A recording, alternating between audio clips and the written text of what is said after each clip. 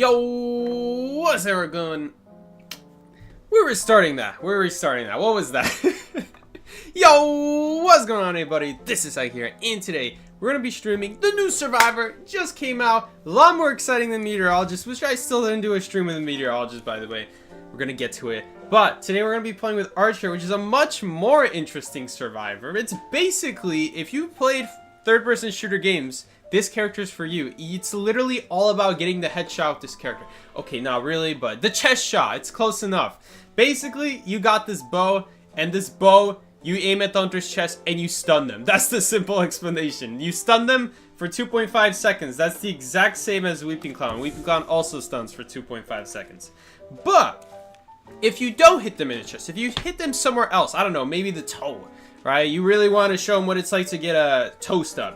So you shoot them in the toe, and that's going to give them something else. It's going to give them a new debuff in the game they introduce. It's called Laceration. 50 Laceration is what they get. And if the hunter gets 100, then they get stunned. But they gain more Laceration the more they walk around. And I found that if the hunter stands still, they remove that Laceration. But it takes 2.5 seconds to remove the Laceration. It takes 2.5 seconds to remove 50 Laceration. So it seems like it doesn't really matter if you shoot them in the chest to stun them, or if you shoot them somewhere else to give them 50 Laceration with this regular bow. They have to stand still for 2.5 seconds even if they get 50. So it's kind of ironic. They can still walk after you and maybe hit you before they get 100, because it does increase pretty slow.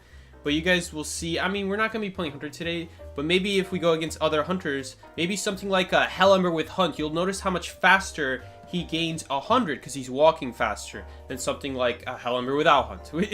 It's kind of funny because when I was testing it, that was like the best example I could come up with. Like literally the exact same hunter, it's just the Hunt gives a 10% movement speed, and suddenly they're increasing their laceration so much faster. So that's basically this Survivor in a nutshell. She gets 3 of these, by the way. 12-second cooldown, pretty sure. I think even Gravekeeper gets shoveled slower than that. It used to be 20 seconds, now it's 13. So man, she even gets it faster than Gravekeeper gets his shovel back by 1 second. But that's not all. That's not all, guys. She gets another ability. She gets a second ability just sitting there. What is this ability? This is the exact same thing. It's just that this one, you don't have to charge up. You just immediately shoot it. So this one, the regular bow, has a further range, but you have to aim it. If you aim it long enough, then it always shoots them in the chest. Kind of like with Cowboy Lasso, how even if they go behind a wall, if you lasso and they go behind a wall, it'll still go through the wall as long as you charge for long enough.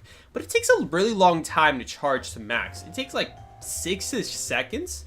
So a better idea is to just shoot the heart yourself with your own skill. Most of the time it's better, unless the hunter starts moving side to side, and then you may as well just charge it up, and then it's a guaranteed shot in the chest.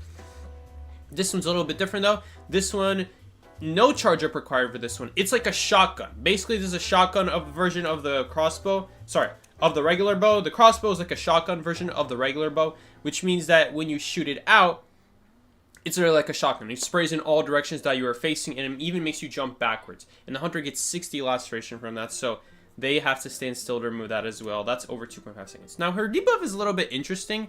I thought it was going to be more interesting, but basically what happens is every single time the hunter gets inside of your heartbeat, right?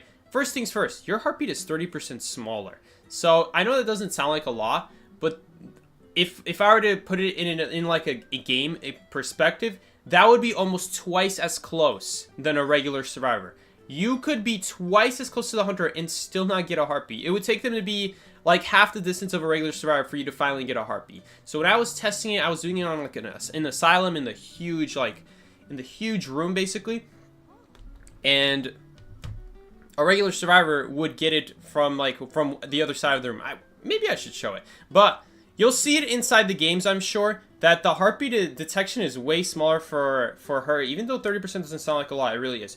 And when she leaves the heartbeat, she gets a, I don't know why it says 15%. The game, inside the game and inside the book says different things. Inside the book, it says 15% every 20 seconds. But inside the game, it says 10% every 60 seconds. I'm going to assume that the book is right, because when you play in the game, this ability, this debuff, activates every 20 seconds. So if you leave the hunter's tear radius, you slow yourself down by 15%, which is not that big of a debuff. What I thought was going to happen was every 20 seconds when you're not in a... Ooh, shoot, I went into the wrong mode. Hopefully we get some archer players and it will show the hunter perspective. Oh, I actually could have dodged the match. My bad. So basically with archer, whatever, free hunter game. So basically with archer, the whole idea is you really are like a... This is so stupid, by the way. I can't even leave the match anymore. Okay, we do have one person playing archer. And I'll go like a more normal hunter, so it's more realistic for them to use archer. You know what, let's go opera singer, because everyone is saying, oh, she's such a great counter to opera singer. I really want to see this. How good of a counter is she to opera singer? Let's see how fast this laceration increases. I'm going to try to find the archer first. Hey, it works out. We're going to see both the hunter side and the survivor side. So we're going to try to find the archer first. Gravekeeper is getting a buff again. Great. Great. We really need another Gravekeeper buff. Where's my archer gameplay? We actually went into a hunter match. But I think this is actually going to show a lot more for the hunter side. Like, what does it look like when you're a really fast hunter? How fast are we talking that this laceration increases? So part of playing a survivor or a hunter is you need to see what it looks like on the opponent's side. So I would not do this on a stream. I would not normally do this on a stream. But if you want to get better at the game, you should definitely go against archer as well. Or go against any survivor you're struggling with. And it'll really help you get better. So we're going to try to find the archer. Hopefully she spawns Shaq. Someone spawns Shaq when you spawn Moongay. Wrong person. Now I really doubt she would go to that cipher over there. I mean, I don't know. I'm pretty sure someone does spawn there. That looks like Seer. Okay. I don't care. We're finding her. We're finding her. I really want to see. Because I've tested on like something like regular Hunt Hellember. But not on something as fast as Opera Singer. We're talking 45% movement speed. That's pretty darn fast. Compared to... Did we find every single survivor except the archer? Damn, okay. We found every single one except the archer. Oh, how you guys doing? Yeah, she actually did do that cipher. Okay, so she spawned by it. A little bit unlucky for me. Usually you're not supposed to do that cipher. It's an extremely dangerous cipher. Alright, let's go check it out. So how fast are we talking here? Oh, she's already charging it up. Okay. Oh man, it's increasing fast! Whoa, that increases fast! It counts while you're using the ability too! That's really interesting. That's really interesting because in the book it says that when you use an ability, that's not what happens. It says that when you use an ability, it stands... Well, I guess Opera Singer's ability, when you use it, you don't stand still. So, right there, why is she holding her bow for so long? The reason why she's holding her bow for so long is because what I talked about earlier. That on the game, there's like a circle that's getting smaller and smaller. And it's going to cause a big misconception. Not going to lie, this is going to cause a big misconception. I'm going to hear to say it right now. You don't need to wait for the circle to fully charge for you to shoot the hunter in the heart. You can literally shoot them directly in the heart, just like how Cowboy doesn't need to charge the lasso all the way. He can use the lasso before the charge up happens. So remember that, guys. If you need to just shoot, just shoot. I will say, at least hold it for 1.2 though, because when you hold it for 1.2, you get 50 lacerations instead of 30. Because if you don't hold it for 1.2 seconds, you're only going to get what's it called? Then you're only going to get... Man, that was a good flywheel from him, not gonna lie. A little bit sad that he had flywheel. Not even that great of a trait, honestly. So right there, she charged it up. I think in this situation, charging that up for the 100 was actually worse. Because we anyway would have stood still. Okay, that was a really bad use of the crossbow. The crossbow is a very small range. We're talking like 6-7 meters. The hunter has to be pretty close next to you. If I were to say a range... is there any survivor? Like Prospector's Magnet range. When it starts triggering, that's about how close you need to be for the crossbow to actually hit the hunter. A little bit further away, I think. For exactly... What's her name? For Archer, you can be slightly further away. Oh, nice. I like that. You can be a little bit further away with Archer. But again, it's like a shotgun spread. It goes in like a spread. I just think that it might be better to, against something like Opera Singer, who anyway has to stand still, You might be better off not even trying to charge the bow for so long. Just shoot it sooner. Get that 50 in. You start to cool down sooner on your next bow. And, what was I saying? You start to cool down sooner on your next bow. And also, maybe they stand still for a little bit and then they try to go after you again. You can combine that with the crossbow. Although I guess if you stun them, you can still combine that with the crossbow. But there are a couple hunters where they might be able to... They might actually be able to run after you. And not get to 100. Your flywheel's not back. And they might hit you before they get 100. So with something like Archer, you could either shoot them in the head, or not in the head, but in the chest. Or you could shoot them, you know, if you miss. Because obviously you're going to try to hit them in the... You're going to try to hit them. What was I saying? Where did this guy go, by the way? You're going to try to hit them in the heart, but if you don't hit them in the heart, that's okay. That's not a big deal. Because you can follow it up with your crossbow. And that crossbow gives 60. So... The bow is 50, the crossbow is 60. So if you miss, you can follow up with a crossbow in that case. But usually it's fine to just use it on its own, really. Like you use the bow, they have to get rid of the bow laceration or the stun. You use the crossbow, they have to get rid of the crossbow laceration. It really adds up.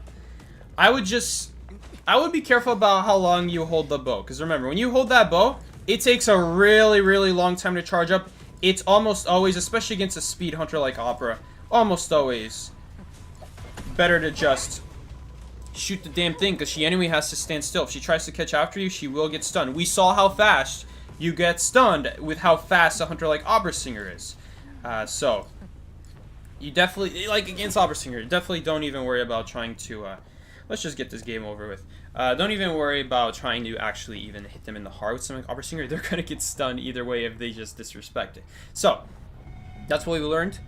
But, with something like Clerk or something like that, they gain the laceration a lot slower than what we saw. Like, we were getting like 15 per dash or something like that. Something crazy. But yeah. Whatever. We'll count it as a win. So, that was a good example of like what it looks like as a hunter example. Especially if you're playing a fast speed hunter. So there are a couple other hunters like that. There is hunters like Naiad, who relies on faster movement speed, and while she's getting that faster movement speed, her laceration is increasing. Although it's also not too hard to just stand there and hold your bow, because she anyway can't hit you when she's using her harpoon and trying to circle you. You charge it up. That's like the one hunter where you do have time to charge up your bow, even though it takes like 6 seconds to like get that guaranteed heart shot. You have time to do it. You just go in a straight line. She can't circle you. She returns her harpoon. Boom. Right in the heart. She gets stunned. In a situation like that, it's definitely valuable to get the stun. When the hunter's literally right next to you. Obviously, you got to try to go for the stun at that point because... Oh, shoot. I picked rank mode. Yo, if you're watching this as a YouTube video, someone's going to put like a timestamp in the description. Not in the description, in the comments. Go skip to when we do the quick match. Because we can't play Archer in a rank match. We can only play her in quick match. What is Psyche on? We're talking about Archer. This is the second time. I never click Survivor quick match. If I ever click quick match, I automatically click Hunter. If I ever click rank match, I automatically click Survivor. It's just ingrained in my head to pick a rank match. And if I remember, oh, let's not pick rank match, then I just pick quick match Hunter instead by just pure default. Fraud, scam, exactly. It's okay. We're giving time for everyone to walk into the stream. Okay, never mind. We already got 71 people here. Alright, bye-bye, everyone. Never mind. You guys are all going to leave now. Psyche muscle memory too strong. I know, false advertising. My bad. We're going to have to get through this game. I'm not even going to count this on the counter. Because this is not, we're not even playing Archer anymore. No one is learning anything about Archer anymore. I do think she's going to be a good survivor, though. And there is one last thing about Archer that I think is great. She can actually free survivors from balloons, which is really cool. I love that. And she can do it while the hunter's picking up, not like Anti-Queen, where Anti-Queen has to wait for them to pick up and then she can stun. No, Archer can already start charging the bow while you're picking up and then just shoot the heart, especially because they're standing still. It's so easy when they're just standing still picking up. It's basically a guaranteed heart shot at that point. But again, remember, when you go for the heart shot, you have to hold for 1.2 seconds. If you don't hold for 1.2 seconds, and you hit the heart, you only get 50. Because when you hold for 1.2 seconds, you get 50, and then whatever you didn't hold for, you're going to get 40%. 40%, I think? 40% less. So instead of getting 100, which is what you would get if you held it for long enough, you'd only get 60. Which obviously at that point, don't even do it. Hold up, do you get 60 or do you get 40? You might get 40. Or 50. In the game, it says you lose 40% of it, but... Point is, you don't get the stun off if you don't hold long enough. Kind of like, well, no, batter you always... Think of like batter, how the more you charge, the better pushback you get. Except with Archer, if you want to stun, you have to hold for 1.2. It's not like batter where you can just tap the ball. And yeah, it'll barely push, but it'll still free the survivor from balloons. No. With Archer, unless they already have, I guess, a lot of laceration, then you would free them. For sake of simplicity, we're going to assume they don't have any laceration on them already, so you're trying to go for the full 100 in one shot. And for you to get a full 100 in one shot, you got to A, hit them in the heart, and B, hold for 1.2 seconds. If you hit them in the heart and don't hold long enough, you're not going to stun them from 0 to 100. But anyway. Oh man, this guy's blocking the Cypher. Okay, he'll get out of the way right now. Alright, we'll also check if Dungeon is here, because it doesn't look like we're going to be able to escape with 4 people alive when we pop the last Cypher. So in this kind of game, you're going to have to go for Dungeon, pretty much. I mean, the dude picked Prison. Alright, this is expected. It would be surprising if he actually even kited normally, honestly. If he actually lived. Okay, this is pretty bad, because Prisoner can't really build off of that hit. Without that Mercenary taking the hit, he would have already made it into Graveyard. Now that hit is unnecessary because he just has to stand there and wait for the 100 to reach him because he can't go anywhere. He's stuck in a corner. So not really, you know, on other chairs, you could, like, build off of the hit. So at least we're not losing as much. Right there, it was pretty much, there's no purpose of it. Like, Prisoner didn't even get, like, more distance out of it because he was already at Graveyard even before he hit him the second time. Like, once the Violence started committing after the Mercenary and he missed the first time, that was already enough time for Prisoner to reach Graveyard. Assuming he ran in a straight line there. Let's see what happens. I mean, he is surviving. This might be a game... I was gonna say, this might be the game where we get some Thief Harass. But no. No Thief Harass. Okay. Really greedy, by the way. Kind of surprising that he did that, but alright. I guess he doesn't have anything to lose. He's going to get that ability back. He does lose a little bit of decode time from the lawyer, but it's not like anyone else is decoding after that.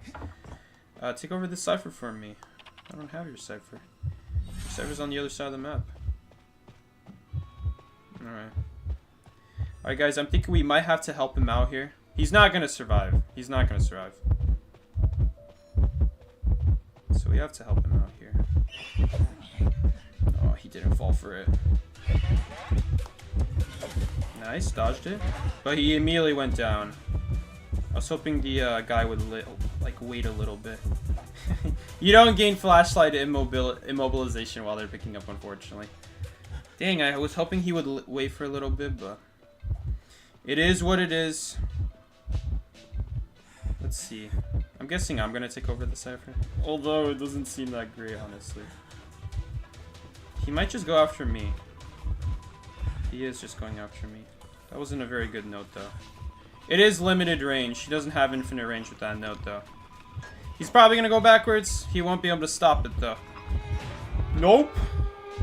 We really got to escape this area, not only for the sake of the game, but also so that we can actually use the, what's it called?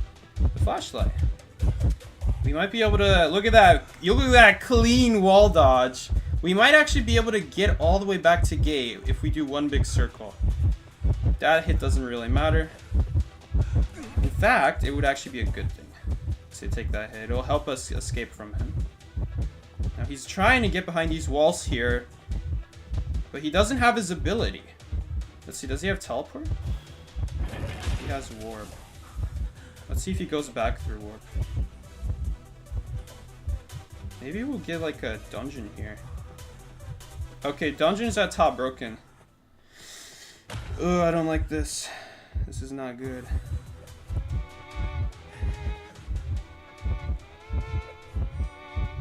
He's scared. We have two options here. We don't have to go for, just to be safe, we're gonna flywheel. I don't think we're gonna need it. Yeah, sorry. That still stuns. Part of what makes Thief so good... Well, no, he has it back so soon? Why does he have it back so soon? Okay, it doesn't matter. We still escape. Why does he get it back so soon?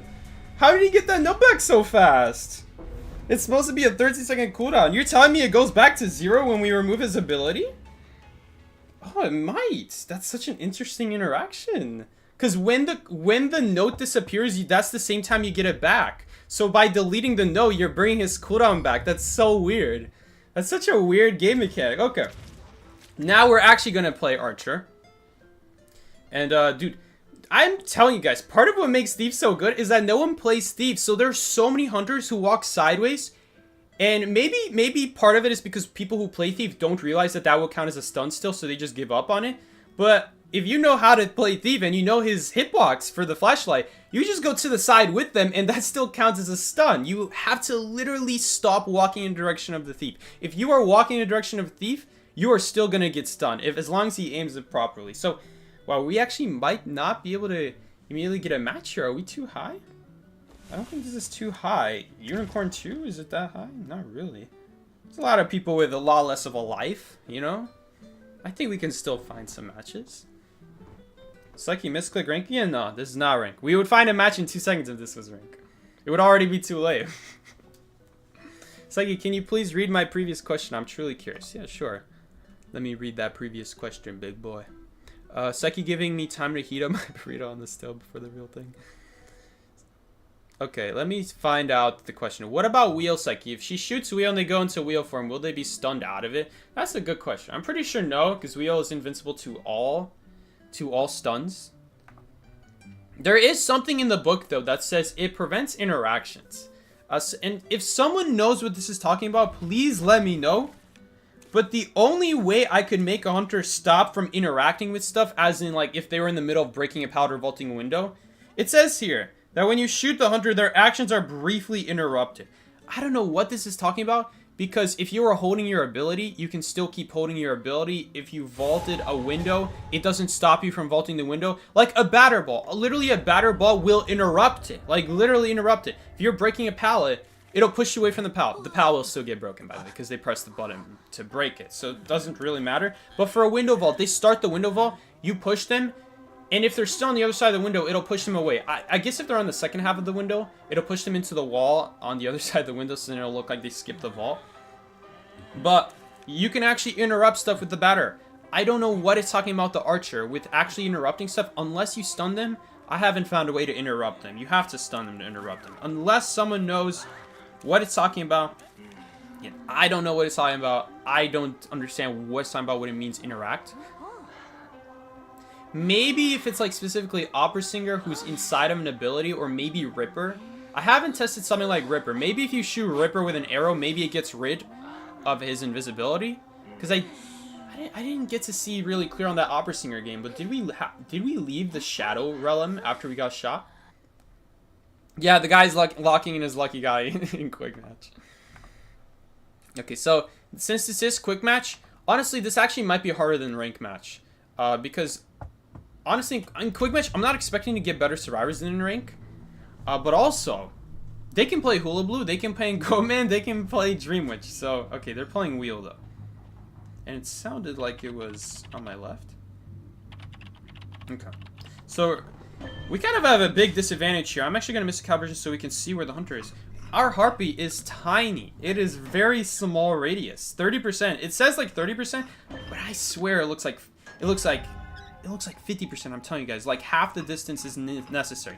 In terms of percents, it would be 100% if we're talking about like percents, but the game is not consistent when it's talking about percents. I've noticed. Sometimes when they say 100%, they mean double. Sometimes 50% means double.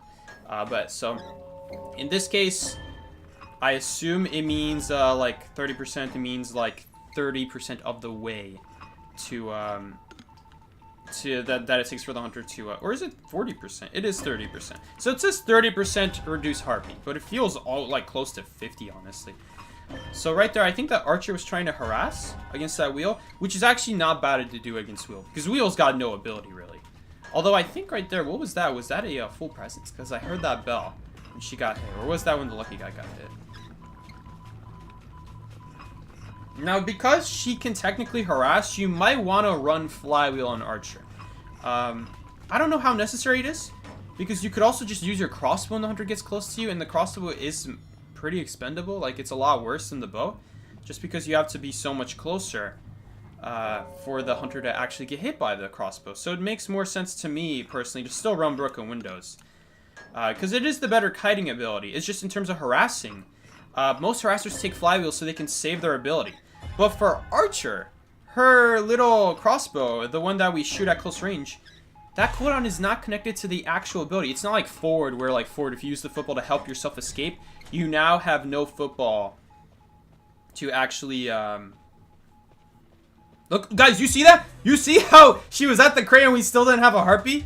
That's what I'm talking about. Oh, we actually lost our heartbeat again there, so we got slowed down there, even though she came right back a second later. Okay, is this guy gonna play the game? Is the hunter gonna play the game? What is the hunter doing? Okay, looks like hunter's going back. This is the problem with quick match. We could wait until rank match, but I have a feeling this is gonna be a survivor that's gonna get banned if we wait until rank. So I don't think there is a reason to wait until rank, because I'm expecting a lot of Archer bans. This is a pretty decent survivor. Any survivor that's like half decent, I just see people ban right away. Like, I guess you didn't see a whole lot of Knight bans, even though I would say Knight is probably even more strong than Archer. Maybe not. Okay, this is a real player. He is walking like a real player, not like a bot. He did finally come back. So I still got a lot of my abilities here. All of them, actually. Although, is she just gonna bleed out? Let's see what happens here. Maybe we'll get some harass this game. So it definitely would be better to have flywheel this match, considering it's wheel. Let's see. I mean, I don't know what's going on here. But if she gets picked up, you guys are going to see how easy it is to shoot the hunter in the heart. You just have to hold the bow for long enough. Okay. I don't want to pick up for free, because she's literally just going to go down for free if I pick her up. I don't know why he's not using his 1,000 presents. Why no 1,000 presents? We'll pick her up now, honestly, because if she goes down, whatever. Okay, no. Okay, now he's using it. What's he gonna do? Is he like gonna blink? He's gonna snap. Okay. We got 2 archers harassing. Look at this. Look at how funny this looks. This is actually a really cool game mechanic. I really love the way this looks. I think the way they designed Archer to play with is great. They really made it look cool. They made it fun to play with, I think. We actually both... I actually don't know. Does this debuff apply if you're sitting on the chair or knocked down? Well, I haven't gone down yet as Archer. In fact, this is my first game in quick match as Archer.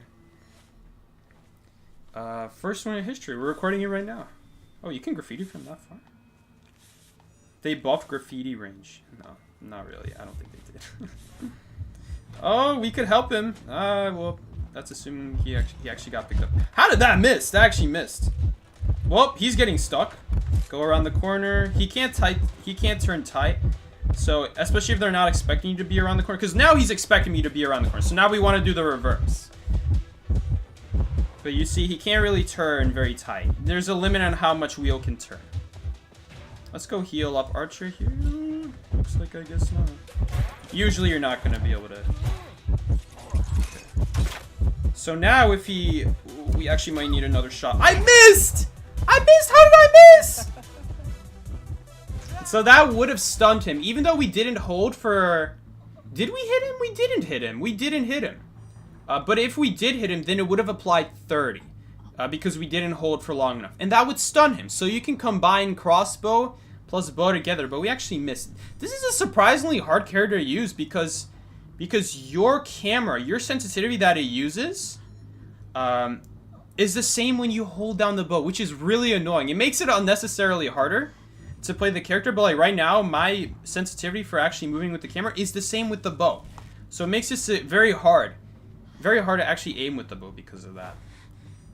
I wish there was like a like adjust the hold down like the sights sensitivity or something like that.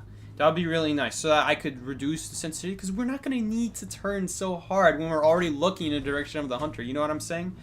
There's almost never going to be a moment where I'm going to need to look away. We should really remove that spike in case she comes back, because he could just get snapped to death right now.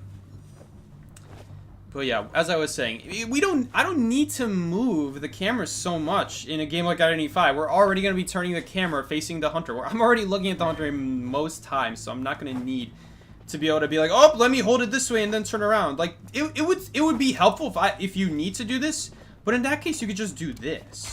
Oh, I don't know how that let go, but we got one less bow now. It's probably more balanced this way, right?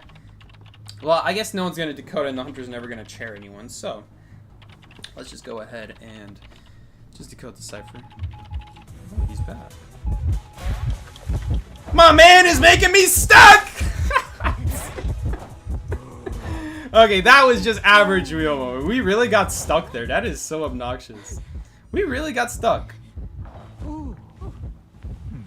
That hit our hearts, Psyche? I don't know what you're talking about. Is that supposed to be a pun? Dude, only I would die like that. Like, really? I don't even know if he was trying to do that. Nope, I guess we're popping early. The dude didn't even come out of wheel and he popped. Oh, you're this close to the chair? Oh, it's because someone else was rescuing. I love how there's like two. You can literally see each other when someone's on chair, and they just both anyway are running to it. Should we help her out, guys? Look at this. It actually doesn't auto luck on them. Okay, now it'll auto luck. Look at that value. The thing about full presence, this would be so much easier if she didn't already have full presence. But because the hunter has full presence, we can't really charge the bow before they come out of wheel. Because if I do that... Oh, no, we could actually. Actually, we could. Well, no, you really can't, because if the hunter hits you with the wheel and then immediately comes out, it knocks you out of the animation for holding the bow. So now you're not going to have time to be able to... Man, look at how I'm randomly getting slowed down. Like, it just goes in and out, and that just gives me no reason to slow down. But yeah, maybe I should also be looking around more to show you guys. We're not going to make that. We'll try to buy some time for our teammates. Oh, it's going an interesting route.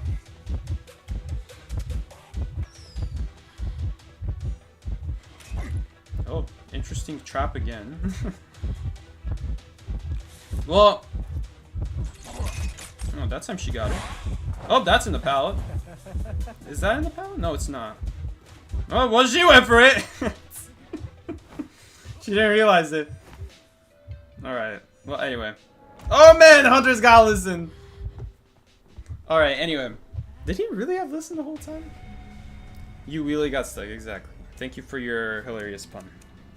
Guys, that was a Dragon Hunter. I don't think he was playing for real. What a sacrifice. Yeah, what a noble sacrifice. We both could have escaped there. We really just both could have escaped there. No one had to stand at the pallet. I didn't want to stand by because I wasn't sure if it was going to be a pallet. So I need to turn around and analyze it. Like, do I even have time to analyze? No, let's just get out. The gate's right there. Anyway. So, if the hunter doesn't have full presence, if it's exactly wheel, I guess we're learning on like a case-by-case basis. So against wheel, if the wheel doesn't have full presence and they didn't hit you with the full... Well, I guess even if they hit you with the wheel, what you could do is you could just walk away, then hold the bow out. But for us, it's very difficult to do that when the hunter has full presence. Because when the hunter hits full presence, you can't just get hit by the wheel, right? And then the wheel's going to come out of wheel, so you try to hold the bow again. But then the full presence is going to cancel it again, and then you're going to get trapped, and you're not going to have time to actually set up that regular bow. So it made it a lot difficult. Where otherwise, if this was like a zero presence wheel kite, we could show a much better example of like how much better Archer can be against wheel early game. I think Archer's going to be very good against wheel early game. It's just that we were in a position where we're constantly getting our animations canceled, so we're not going to be able to charge up long enough. It is possible though, if the hunter has full presence though, and they didn't hit you with the wheel before they come out of wheel, you can actually stun the wheel before the full presence comes out, I'm pretty sure. I don't know if it still comes out, but you can definitely stun them before it comes out, and I believe it does cancel it from coming out, and it still puts them on a cooldown. Right? I don't know if it still puts them on a cooldown, but I think it does cancel it if you stun a hunter, like, in the middle of coming out of wheel, and the full presence won't come out if you do it before. The reason I'm not so sure about that is because Black Wu-Chang, when you shoot Black Wu-Chang or you stun him when he teleports on you, for some reason, the bell still comes out if you stunned him. I don't know why. If you stun him before the bell comes out, it still comes out.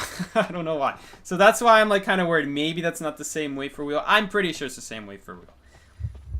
Oh my goodness. You see that harpy? You see that harpy? We just got our harpy, and then you see the red light not that far away. It might be harder to tell because we're playing on a map. Oh god. We're going to have to get a little bit creative here, guys. I don't like this. Vault! Oh my god, we vaulted fast enough. I don't know how. We're gonna get hit here, though. The pallet is not close enough. Oh, I didn't realize just how far away this pallet was.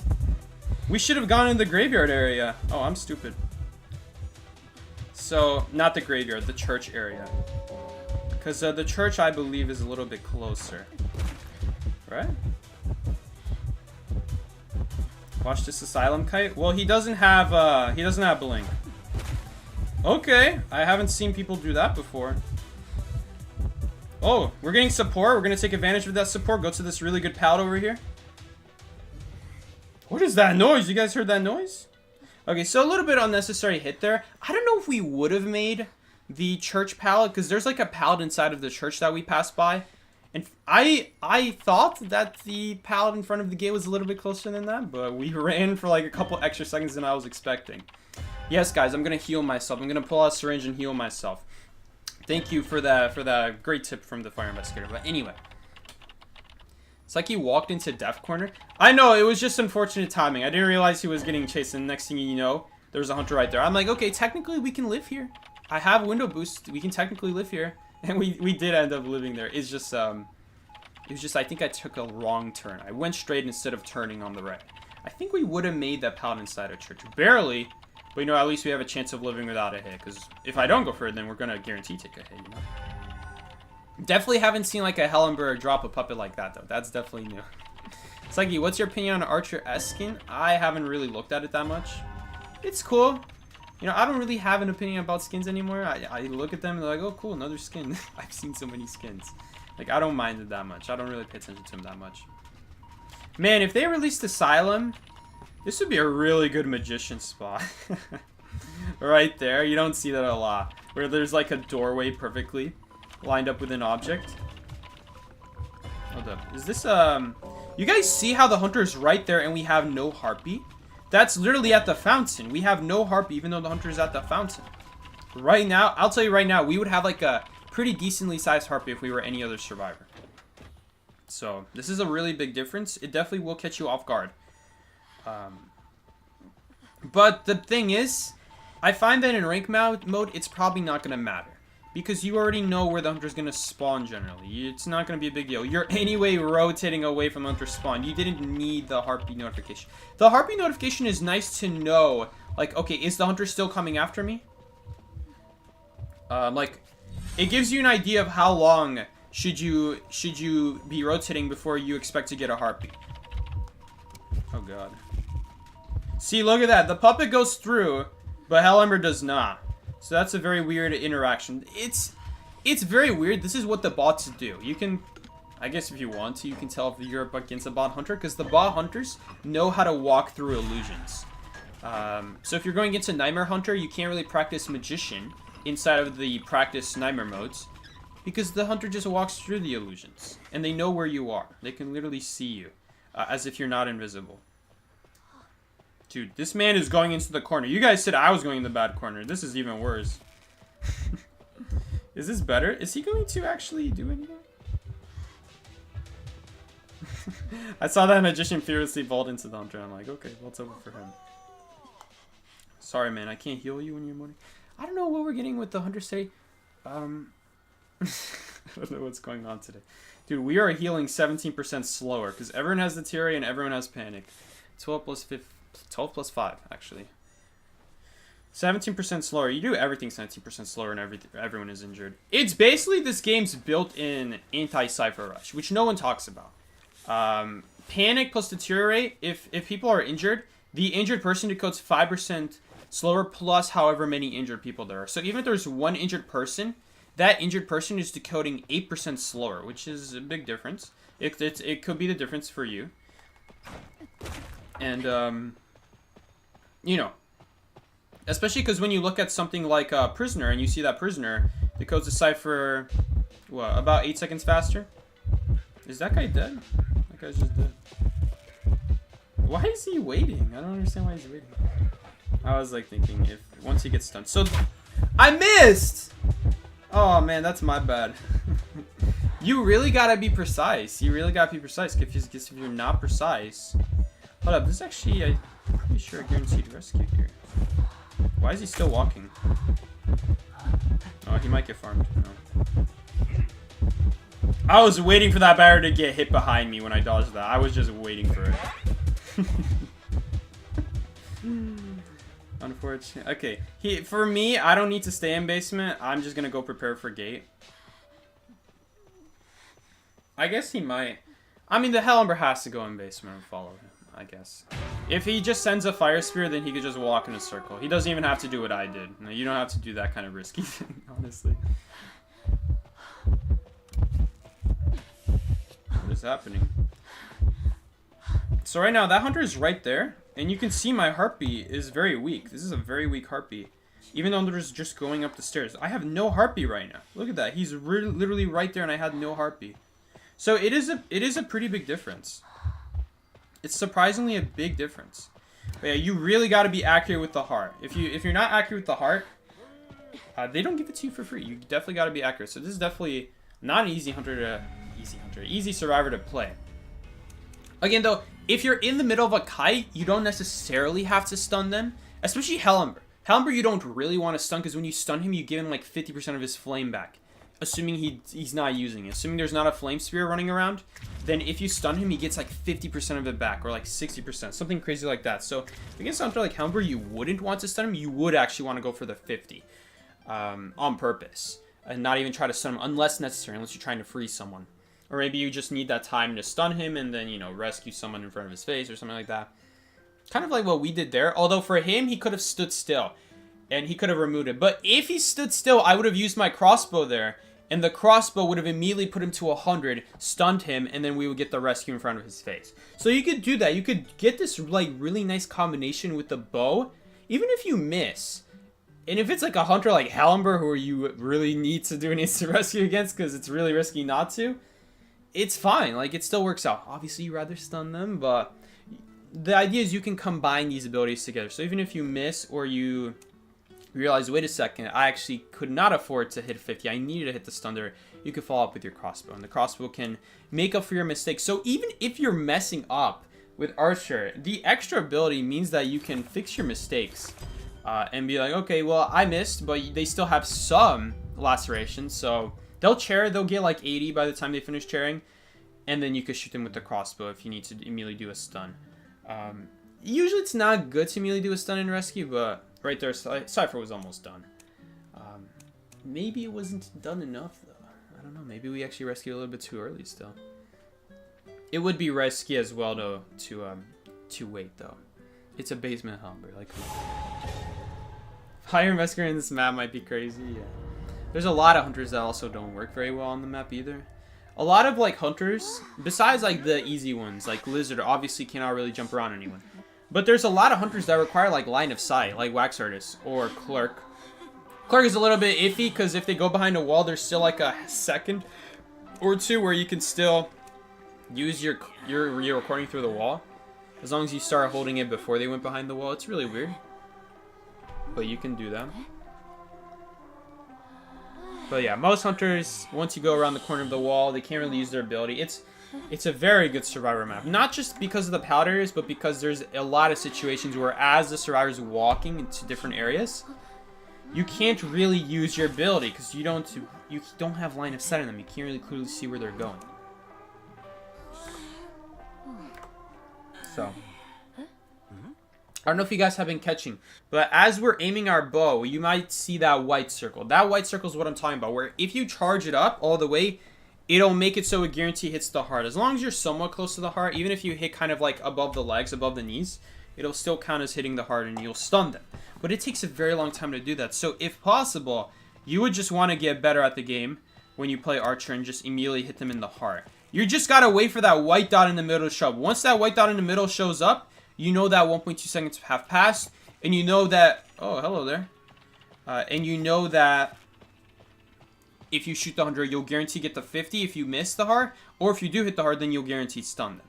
And so I don't think I mentioned this. There's things that the book doesn't say, and for you to make your life easier. Like, it says that you have to hold the bow for 1.2 seconds, but how do you know it's been 1.2 seconds? When you see this white dot show up on the middle of the screen. That means you've held it for long enough, and at that point you can shoot, and you'll get at least 50 if you miss, or 50 if you don't miss. Bro really said just get good. It is a big part of it. If the hunter's going sideways and trying to dodge it, like, kind of think of like a flare gun, you don't even have to use your ability at that point. You can keep charging it. You don't even have to go for like a risky shot like that, because as they're wasting their time going side by side, you're getting a guaranteed shot. Just be careful, because if they suddenly go forwards, then you're going to need to release the button at that point. So, man, is this the same Caramel who was really toxic? I don't know who this is. Is this the same one? I remember this Caramel. I don't know if it's the same one, though. Yeah, if you miss, you can use the other skill to stun. It's, again, not great to do that, but it can cover your mistake. Ideally, you wouldn't want to make mistakes, right?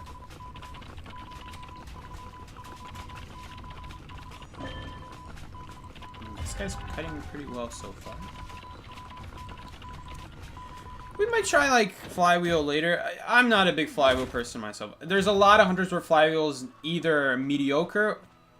Like, there's very few hunters where it's very good. Most hunters, it's mediocre, and then there's a couple that are just really, really bad. In fact, there's a lot that are really, really bad. Like, stuff like Anne, Wax Artist, Clerk. You would never, ever want to have flywheel. Even something like Singer. Like, it'll save one hit, and you'll probably get hit right after is the problem. Wow, this is actually so annoying when you're going against Dreamwitch, because she can remove her heartbeat even though she's right next to you. Ooh, I have a feeling this is going to be a really bad survivor against Dreamwitch, because the slowdown, you're really going to... Oh, God. Wow, that still counted as a hit. I shouldn't have even gotten hit there. I just got stuck. I just got stuck on the pallet. I'm giving free hits left and right today. Dude, look at this slowdown. You can feel that slowdown. Gave a free hit for no reason. It would be good to heal up, because we don't want to get blinked on. Dude, getting good at the bow is the least of my worries. I gotta stop getting stuck on the crap. Alright. Thank you. So, I mean, he lived there for a while. I don't know what this trait is. I didn't hear a blink, so it's probably just Patroller. I don't know who's rescuing. Probably me. I mean, I assume Fair Lady's not gonna rescue, right? Do we live in a society where Fair Ladies rescue? Some people tell me they see Fair Ladies with Tide Turner. I'm pretty sure she's getting rampaged by like a leech right now. Oh, that's not good. Can we shoot you? Okay, so there we go. It was indeed Patroller. It was in fact Patroller. I don't think she's making that. Oh, nope, she didn't hit the chair. That was an animation. Dude, what is this Patroller animation? It's not even on my leg. Okay, well, I gotta go do the cipher.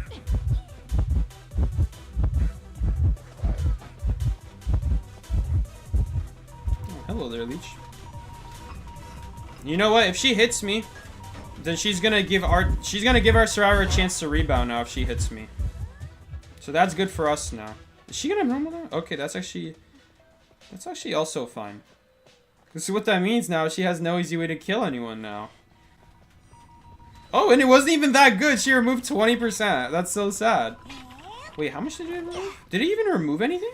Oh, you know what? I don't think it removed anything. I don't think it removed anything because the leech went out of range. Okay, she'll remove it now. She'll remove... Oh, too late. Honestly, that's really sad for her. Pretty sure we make this. Actually, I don't think we make this. Because Magician was vaulting as well. They see, we're getting that slowdown. But that's the combo. Again, ideally, you'd want to hit the heart. But I don't even think I held it for long enough. I don't think I held it for long enough. So we didn't get the whole thing. Actually, I think we did hold long enough. Could anyone, like, go back and see if I held it long enough? 1.2 seconds. I don't think we held it long enough. Yeah, you can do that combo. It works really nicely. You can be really aggressive. Like, in end game, when you have so many abilities left, you could just be a lot more aggressive with it and you still won't die. Because you're anyway not going to need those abilities. What are you going to save those abilities for? If she commits really hard at you and then you just get a free stun out of it and you're not going to get hit out of it, then she wasted her time going so hard on you and you still got more abilities. So it's not even like... Because ideally you want to save a couple abilities for like an emergency situation, but... Every once in a while you can be like, hey, come to me, leave that magician in a battery alone because I'm doing the gay. You got to come after me. And if she does go after me, it's kind of like bait because I know I will live. She doesn't have Blink, so that's not an option. She's playing Dream Witch. There's not another leech nearby. She's not going to use any other ability besides a trait, so you can get really aggressive with it. Sometimes. It depends what hunter you're going against. What do they have? What abilities do they have? Just remember that when you shoot that regular bow, there is an animation.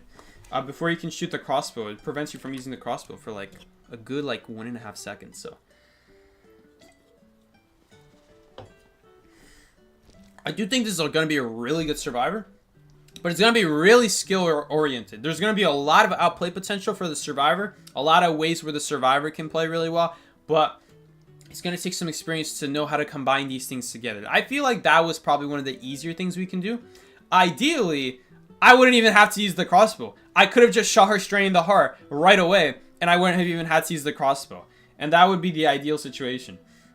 But in a situation like that, where the hunters like go up so close to me, I'm more worried about just living in general. So, especially when you just start. But the more you play the survivor, I think the better you get. This is going to be like a...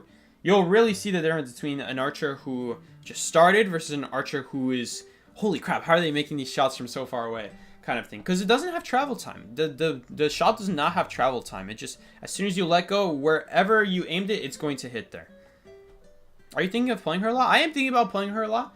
I think she's got versatility. The whole reason I don't like to play something like, you know, survivors like Cheerleader. Why I don't like to play survivors like Cheerleader is because they're not very versatile survivors. Cheerleader is not a very versatile survivor. She's going to be good against a couple hunters. But for starters, this ability assumes that you're in a good area to utilize your slowdown where it's not really that much of a debuff. That's not always going to happen. So that's automatically going to make this ability not very good. But there's other hunters like Opera Singer where this ability is just never good. It's just almost never good. You can use it to get to an area where the Opera Singer has to break pallets, but she's going to keep up with you. You're not getting really much distance out of it. You're just stalling. You're not really getting distance like you're supposed to. And the fact that you're stalling with the better half of the ability is really sad because afterwards you're going to get slowed down. And at that point, you're almost for sure going to get hit. Especially if the hunter has like faster pallet breaking after you drop that pallet. You're not going to be able to really build off of that boost very much. So I'm not a big fan of these survivors like Cheerleader, Puppeteer, the very situational survivors. Fair Lady, technically a hard counter Shadow. Besides that, not really good against much else. Especially in a meta where like Gamekeeper is a thing. I even see Clowns more often nowadays. Makes Fair Lady a very bad survivor to pick because of that. Even though Clown is not that great. You see him more often. It just makes him less reason to use Fair Lady. But I think Archer is going to be really hard to like find a hunter where it's going to be, oh, this hunter is going to be so good against Opera Singer. Because it's going to be like the Survivor where it's very similar to Magician, where no matter what hunter you picked, there's always going to be a time where if the Magician knows how to use his illusions in the right area, there's always going to be time where that illusion is going to slow you down, and there's always going to be times where he's getting that 40% movement speed from using the illusion. He's always getting value out of that, and there's even going to be times where he might even block your ability with the illusion. That's going to be extremely annoying. So he ranges from fine to decent to really, really good against a couple hunters, and that's what I'm looking for with survivors. When I play survivors in rank, I'm not looking for survivors that are like, oh, it's such a hard counter to this meta hunter right now. Because the hunter could just not go that hunter. They could just pick something else, and now suddenly you're really suffering because you picked Cheerleader into something like Opera Singer when you were trying to counter Wax Circus, right? And so I don't like these kinds of survivors where it's like, not only is the ability situational, but the whole design is like meant to be really good against some and then really bad against others. And I don't like these kinds of survivors. I like these kinds of survivors where they have versatility. It's not very obvious what makes them good. It's not very easy to use the ability that makes them good. But when you do know how to use them, it makes it a versatile survivor. It makes it so you could live in almost any situation as long as you know what to do against every hunter. There's really no hunter where you technically can't do something against. Against Ripper, you could remove his invisibility and suddenly it's a lot harder for him to catch up to you. Against Hellember, you could avoid stunning him so that way he gets 50. And that's very important because Hellember wants to get stunned. Hellember gains ability when you stun him. A lot of ability, in fact, when you stun him. So against something like that, you wouldn't want to stun. Clown, you might consider being in a position where you could shoot your first bullet and don't even worry about hitting the heart, and then your whole idea afterwards is to just either stall with like a broken windows, because remember, Clown is very fast, so as long as you shoot that first bullet, and I don't know, follow it up with like a crossbow or something, or maybe you have a pal right next to you. If he tries to go around the pal, he might just get stunned before then. I don't know if he will, actually. He might not. Depends on how long the pal is. Again, I haven't played Archer against Clown yet. Clown is pretty fast when he's dashing, so we'll have to see. But something like Gamekeeper as well. Gamekeeper might be a little bit harder, admittedly. But even against something like Gamekeeper, if you stun him, he can't use his hook. Maybe you're going to enter an open area. You need to stun him, and you need to just traverse that open area and do it while he's stunned, and you can technically do it. There's going to be a lot of experimentation. I think that you're also going to have to do in like offline in like a practice match where you're going to test, okay, if I shoot a Clown, how fast does the laceration increase? If I shoot a Gamekeeper, when he hooks himself towards an obstacle, does that increase laceration? When Geisha dashes somewhere, does that increase laceration? I'm going to assume, based off of Opera Singer dashing forward, that if it's an ability that pushes you forward, that if you're moving while you're using your ability, if it's an ability that makes you move, you're getting laceration. And the faster you're moving, the more laceration you're getting. So it's always consistent. I have a feeling that it's going to be like no matter how fast you're going. Well, no, actually no, because something like Opera Singer. I've noticed that when we were playing Opera Singer, there was a lot less time we walked before we got stunned. But when I was playing something like Hellember, there was a lot of time where you could keep moving around. You could actually get more distance just by walking. So it seems to exponentially increase the faster you go. If it was like a linear curve, then that means it doesn't matter how fast you go. It just matters how far you walk. Like a hunter who walks 40 meters just by walking is going to get stunned in the same amount of distance as a hunter who, I don't know, like Spider walking through a bunch of webs 40 meters. But I'm pretty sure the way it works is it's exponential. So like, let's say if you're Spider and you're trying to cross 40 meters with your web, you're probably going to get stunned at like 10 meters because you're going very fast. But someone like Hellember, who's not really increasing his speed, you could walk further. It would just take you longer to do. At least with Spider, you could, I don't know, I guess if you want to remove the stun, you could remove it quicker. Usually you don't want to get stunned on purpose, though. So we might have better luck going on the alt account, by the way, trying to get this. So I'm going to move to the alt account. I don't know if I have enough clues to buy Archer on the alt account. I'm sure we could trial her. It's going to be a quick match anyway, because these matches, that was like a 6-minute queue time. I didn't think this few people played. I guess it is during rank. You know, it is during rank. But I was expecting more people to play. A little bit sad. We might have to come back to Archer, like a dedicated Archer stream when she comes out in rank. Just expect her to get banned a couple times. Maybe not a whole lot, since usually if they just came out, then usually they're not going to ban her right away, right? Still, some people just ban right away if they're just half decent. So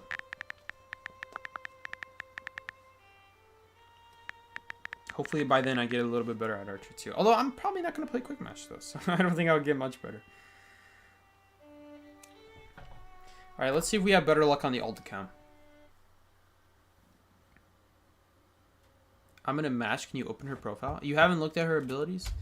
You could go back to the beginning of the stream. Explain the abilities at the beginning of the stream. Alright, we got essences to open.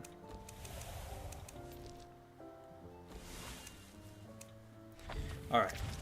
Not rank match. Let's not do rank match. First, let's actually remember to buy the survivor. Can we buy you, first of all? Oh, yeah, I can buy you.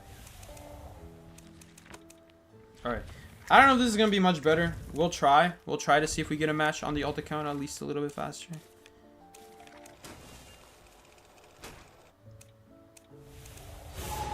There we go. I have a feeling that the way matchmaking works, I have this theory for a while now, where at first, because you guys saw the estimated wait time was like 3 minutes, but we got a match in like 10 seconds. I have a theory that when you first get on the account and log onto your first match, I'm pretty sure it gives you priority. That it gives you priority since this is your first match in a like your first match in this play session, that it gives you a match immediately. But then as you play more and more matches, it's going to take longer and longer and longer because it's giving you less and less priority because you've already played a couple of matches. I think that. I'm not sure. I'm pretty sure it's like that. I've had it multiple times where I've just got a match immediately, but then as I play more and more, it takes longer and longer and longer to get a match. Unless it's like a mode like rank, where I don't actually know how rank matchmaking works, honestly. Besides like how it matches you in terms of tiers, I don't know who gives priority. You would think that if you're in a 4-man team, that you would get matches immediately. Because at that point, the game just needs to search for a hunter. Just one hunter. Just needs one hunter, and you can get a match. So I would think that with 4 people, you would get a match faster, but you don't. You don't get it. In fact, sometimes it feels even longer. So I wonder what the what the logic is with the matchmaking. Hunter did spawn a factory. It sounded like the cane came from this direction. Oh, yep, I was right. Well, that server's gonna be blocked. Dude, I'm a survivor, and even I can tell which direction that came from. This is why you can't play Mind's Eye. I'm surprised that out of all the buffs they gave Mind's Eye, they still didn't remove the ability to just hear where the cane comes from. I heard it on my left. I had a feeling she was somewhere at Forest. Yep, she was at Forest. She was coming from Forest. I mean, this is why Mind's Eye is just not a usable survivor. You really can't use your ability, but because you can't use your ability, there's going to be times where you rotate the hunter. Right, and after you rotate the hunter, you don't know where they are. So maybe at the start of the match, you see where the hunter spawns and you rotate them. But afterwards, if no one has been started to get chased yet, then at that point you're like, do I use the cane to see where the hunter is, to see where he's going? If I use the cane, he'll be able to hear me though. I mean, so I just don't even use my cane most times because you have better luck surviving, making no sound and just hoping you don't run into them, and trying to guess using your teammates' pings where is he coming from. Then to just use your cane and see where he is. Because the moment you use your cane, you can just see where you can just hear where she's coming from. Not see, but you can just hear it. Is it true that Ripper is going to become a chip hunter? That's not true. That's not necessarily true. He'll be able to do chip damage, yes. But you still have the option to do full damage with the Ripper Foggy Blade. You have the option to chip. Very big difference. You have the option to chip. So the new Ripper is going to have charges on his Foggy Blade. 1 charge on his Foggy Blade means you do chip damage. 2 charges means you do full damage. It just means you have the option. And I would say that's better. It's better to have the option, I would say. Again, we'll have to see. We'll have to see because it says you have to charge it up. Like, what does charge up mean? How long do you have to sit there and wait? This seems so unnecessary. I'm not even going to shoot. This is unnecessary. He has slow pallet breaking. She's gonna have so much distance anyway. Anyway, she looks fine to me. I don't think that hunter is going to be killing her anytime soon. Nice thumbnail, Bikey. Thank you so much, Mickey. You made it myself. Any thumbnail that's not art, I made myself. Seriously? Dude, I don't know if the camera caught that, but hey, sorry, man. We got 2 servers remaining, not 1. I don't know if the camera caught that, but it literally bounced out of my drink and into my face. Does this guy realize we're at 2 servers remaining? Classic Psyche move. Let's just go to this one. This is technically the closest cipher. It is a little bit closer to the survivor though. Dude, I gotta watch after this. Is Caramel a toxic player? I don't know if that Caramel from last game is the same Caramel, but yeah, they were a toxic player, very toxic player. I don't remember, guys. Does anyone remember? Is Caramel the same little girl who posted a TikTok of me? It was like, dude, she was so entitled. She thought she was so good too. But yeah, like that service is gonna be almost done. I don't know if that's the same Caramel, but yes, Caramel was a very toxic player, and on top of that, they thought they were the stuff too, which is, I mean, come on, man. I mean, I guess if you're toxic, you're probably not going to be humble either, right? Did use even if he uses another one right here, another 1,000 presents, it is not going to be enough to catch up to us. We're going to make the rescue before he even is able to hit us. We hit him. I don't know if this hunter even knows that he can connect the ciphers. I thought he would do it after he gets his first knockdown. He still didn't do it after his first knockdown. Maybe he has plans. Maybe he wants to guarantee that no one shares damage in the end game and it takes him more than one hit. I don't know. Maybe he decided it's not worth connecting at that point. This is why I didn't want to do ult account. Because now we have this problem. He knows to connect. Look, the gate's connected. Okay, I don't know what's going on in this game. I will say, I'm pretty sure the heart is going to show up in different spots for different hunters. Like, if you think about it, something like Sculptor, I would imagine that the heart is going to be in a slightly different spot. But right there, you guys saw right there, we didn't wait for the charge to finish. We just shot right in the heart, and you got a guarantee hitting. Okay, well, she's dead. Somehow she's dead. But anyway, was she not in the game with us? I don't even know what happened in that game. Okay, it's just my hand. I wiped off most of my face with my hand, actually. Okay, let's see this. Is it going to take longer than 15 seconds to find a match? I'm going to say yes. I'm going to say that it's going to take like 2 minutes to find a match now. Is Archer S tier? Is this Archer S tier? We're not going to be playing with a S tier skin, no. But is Archer S tier? I don't know. I'm not going to say anything early, but she's a very good survivor. I do think she's a very good survivor. Besides just being very good against hunters, I mean, like opera singer. It seems like it's a very versatile survivor in general. Very versatile. So I'm liking Archer. I'm probably going to be playing Archer. I play these kinds of survivors where they don't hard counter anything necessarily. They're just very good survivors. So something like Magician. Not really a hard counter at anything. The closest one will be stuff like Ripper. Because if you put an illusion in something like Shaq, what is he going to do? Is he going to vault the window? It's going to be really bad if he vaults the window. He's going to lose so much distance. So, or like if you're at the church shack, that's even better because the shack is so long that at that point it's not even worth going for the window. You just swing at the illusion, but you lose your flag blade. But that's going to change. I should say that's going to change. Okay, so this time it took 1 minute. By the way, part of the Ripper buff is that if he uses a charge attack, he actually doesn't use Foggy Blades. Fun fact. So there is something else with Ripper, the Ripper buff. There's going to be a separate button to activate chips. So if you have 2 charges on your Foggy Blade, it's not like you have to use the full damage Foggy Blade. Now, we're talking about Ripper's buff now, for people not aware. But basically, Ripper's getting a buff, and I think this is going to be a very good buff. I think it's going to be a very good buff for Ripper. The only thing I'm scared about is that it says he has to charge Foggy Blades. That it takes like 9 seconds to charge up 1 Foggy Blade, and then I think like 15 or 16 or 18, something like that, for his second Foggy Blade. And that scares me, because to me, does that mean he has to stand still? I really hope not. I really hope not that he doesn't have to stand still. But that is faster still. Even if you stand still, that is technically faster than currently. Currently it's 20 seconds. It's just, if you stand still, you're probably going to lose your target. Okay, Blood Queen is probably going to be the hardest hunter to go against if we're going to play Archer. I do have some ideas. We could use the crossbow just for distance. But I am thinking when the mirror is about to be up, we might want to consider already charging the bow. So that by the time she creates the mirror, we can stun her and we'll get that guaranteed shot in. Again, it's just going to be difficult because you can't use pallets or windows while you're charging. If you do, why is the map so bright now? What did they do to Darkwoods? It's so bright. Is it me or does the map look brighter now? Dude, I remember OG Darkwoods was so dark. I already thought the last Darkwoods was so bright. This is like ARM's factory brightness now. Is it me? No, you guys see it too. Brightwoods. Yeah, it's literally Brightwoods. What did they do? What, the Chinese players complain that badly that it's that dark? Come on. Come on, it wasn't even that dark to begin with.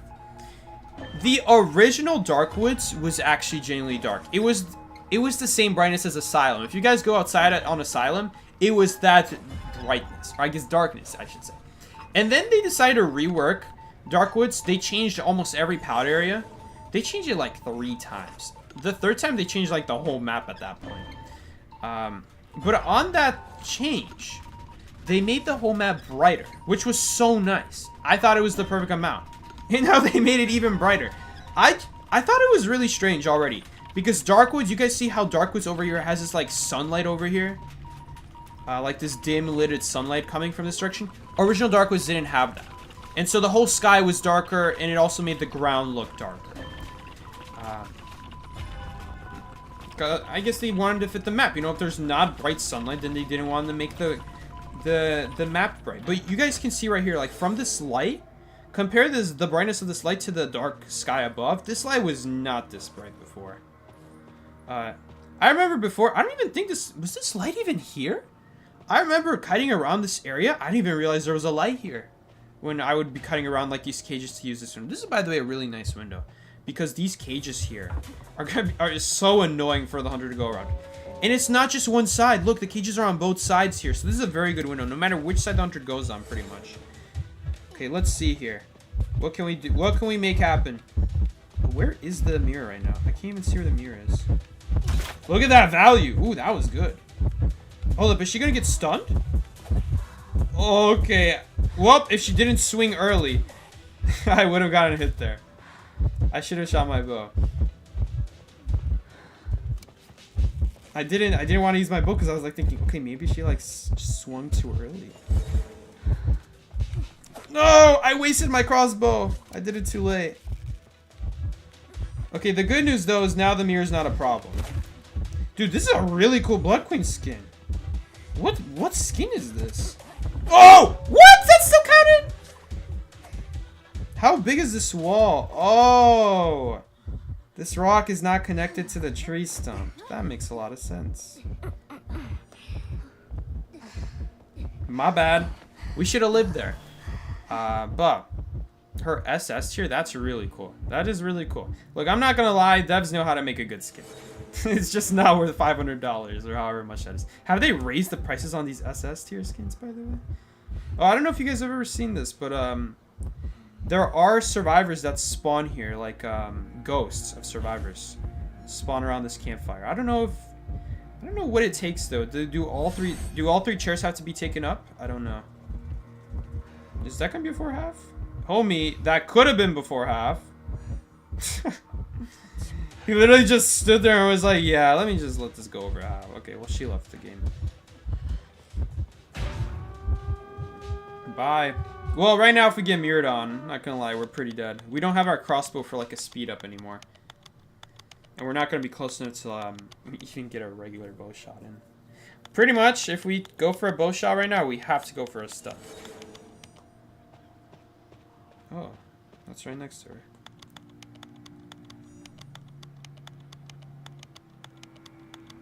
What happened to her? Is she disconnected? I'm gonna just leave in case she has teleport. I don't want to get teleported while I'm holding the bow out. Alright. So you can definitely do some sneaky stuff with the crossbow. The crossbow is kind of like a built-in flywheel. I really like it. Except it's better than flywheel because it also provides you something to work with after you boost away, which is, I think flywheel deserves a buff. Either Broken Windows needs a nerf or Flywheel deserves a buff. And you can't really nerf Broken Windows because of how strong the hunters are. I would like Flywheel to get a buff, honestly. Flywheel deserves a buff. You guys, look at the survivors right now. It is considered a good thing to get a 1 escape nowadays because that's how hard it is to get a 1 escape. Flywheel was already not that great before they nerfed it. And they nerfed it. They made the cooldown 120 instead of 100 seconds.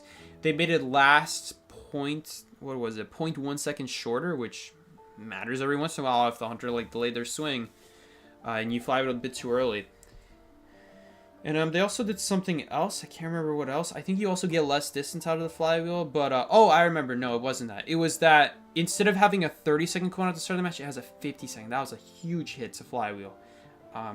It just means that hunters don't have to play around it. Hunters can be a lot just more like out in the open with their ability. Just be like, okay, I'm gonna use my ability here because I know that you have no flywheel up. Flywheel needs their changes reverted, and they need a buff on top of that. Because right now, it is not even close to as good as Broken Windows. You look at the hunters right now, it's fine against Goman. Like, it's fine. But Goman is a broken hunter. You're still not gonna kite, even with Flywheel, Broken Windows. Even when you put both of them together, you're still not kiting. You're like, oh, but Psyche, but Flywheel's better than Broken Windows against Goman specifically. Not even. Not even. Because you could use that Broken Windows boost and go towards the cage, and you could just, like, kind of... You're not stuck inside the cage. You can walk through the cage, and you keep your boost as you go on the other side. So you could do that with the Broken Windows. It's probably a little less good than Flywheel, though, but it's still not even close to giving you a 3-7 kite. I don't know, man. Flywheel sucks. There's so many survivors that are just, like, they run Flywheel, and it's based off their character, but it is to the point where I see people genuinely wonder in tournaments, oh, okay, it's going to be Clerk. Do I even run Flywheel? Like, if even harassers are considering not running Flywheel, which is the only survivor decent with Flywheel, survivors who have to get up close, who cannot choose their area, they're the ones who have to chase the hunter and not let the hunter chase them. That's where Flywheel is good. Because you don't choose where you're going to go. You just have to go wherever your teammates go. And sometimes that's not going to be the best area. Sometimes they might get farmed off of chairs. Sometimes you're just working in whatever bad area near that chair. And that's where Flywheel becomes handy. You can kind of use it like an illusion. You can rotate, tight kite a pallet, and right as they start getting close, then you fly when you do the same thing over and over again. And that, you really extend the life of a single pallet. But in terms of actually kiting long term, you need a way to build routes together. And that's what Broken Windows does, and that's what Flywheel doesn't. Flywheel is a very temporary fix. Sometimes you might get hit right after Flywheel because the hunter might have a second ability right afterwards or something like that. I really think that Flywheel should offer something after you use it. I would like it that if you got hit in Flywheel, maybe you get like a boost. Maybe you get like a 3-second boost to reward you for your good Flywheel. Yeah, instant swing hunters against Flywheel. So not just that there's a lot of hunter abilities where Flywheel's not good against. There's just straight up some hunters where just Flywheel's just worse against than others for no reason. You compare something like Photographer versus Clerk, and even though both of them have no real way of doing damage aside their basic attack, there is a huge difference in Flywheel. It's not fair. Why is Photographer so much worse against Flywheel than Clerk? Because Clerk was gifted by pure generosity of the devs. By the way, we actually are facing a clown. Okay, this is really going to be a good chance to see how fast that laceration increases. But like, why is that fair? That's not fair. That Photographer has to be punished so much worse than something like Clerk. Both of them can only do damage with their basic attack. I'm not going to really count Clerk's recording swing, although she could do that. But for the most part, they're both doing basic attacks. Why? Why is that necessary? So, besides that, Photographer's not a great hunter. Clerk is a good hunter. Which, if Photographer was at least a good hunter, it would give more reason for Flywheel. But it's not just that it sucks against her abilities. It sucks against herself in general. I'm telling you guys, Flywheel needs a huge change. There are so many times where you see people run like Flywheel broken windows in rank, and it is so worthless. Now, I'm not saying that those people are like a good example. Okay, she's rescuing with no ping. I'm not saying those people are like a good example, because I'm not gonna lie, they're probably pretty bad at the game, so they wouldn't be able to kite no matter what build they have.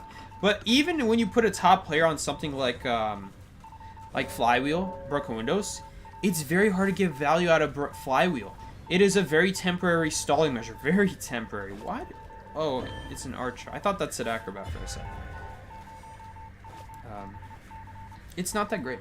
It's not that great. It's very situational. There are a couple hunters it's very good against, but honestly, even the hunters where it's very good against, Broken Windows is still good. The only times where I would say undeniably Flywheel is better than Broken Windows is Dream Witch and Blood Queen. That undeniably, I would say those two, you're never going to need Broken Windows against. What is he even doing? He just straight up hit a wall. He's probably going to try to dodge. No! We missed! That's tough. That's hard, man. That's tough. Do we live here? We don't live!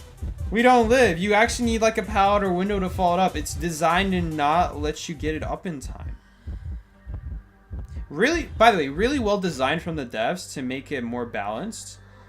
It's still a very strong ability, But it's not like, oh, you use it, you're just automatically forcing them to stand still. They can still get that hidden. It's very good when you combine with like a pallet, though. If we were right next to a pallet. No, we're not going to get up in time. We don't even have modified drill, and we're not going to get up in time. He is actually going to not pick me up. I think that's a big mistake. That's a huge mistake. Unless he has... Unless he has blink. If he has blink, I guess... I would have still just not even put on an infinite rocket. Why are you putting an infinite rocket? You got a target right next to you. Okay. Fast pallet breaking. Let's see. He might put on like an infinite rocket right now. No, he's not. Okay. He might break this right away. He is gonna break this right away. I'm actually not gonna go for the stun because I want him. I want to bait him.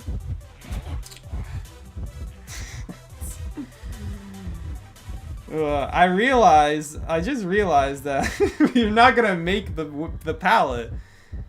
Oh, he doesn't know that he doesn't have to. Oh, that's kind of funny. I realized that even if we shoot the crossbow, we're still gonna die to the dash. Okay, ever sleeping kind of sucks. Like everything's a really bad guiding map. It's really bad for survivors. Was there anything else like we could have done differently? Okay, so you're not gonna cross distances that big, all right? Even if you make him walk at first, right, and then you use the crossbow. Okay. We really had to go right. We can't go left because we used this pallet already. We really had to go right. So on the right side, there's pallets over there. I think the strategy should have been, as he's breaking the pallet, after he finishes breaking the pallet, we need to stun him, and then we would make those two pallets over there.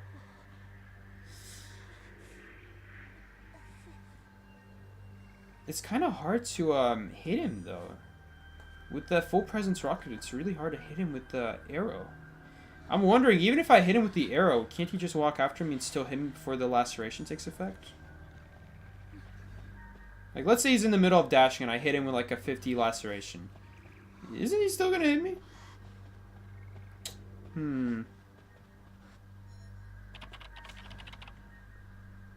I think Arch is a really good survivor. I think she is a good survivor.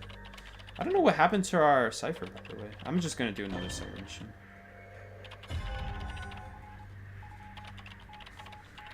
That was gonna be the plan, that we use the crossbow.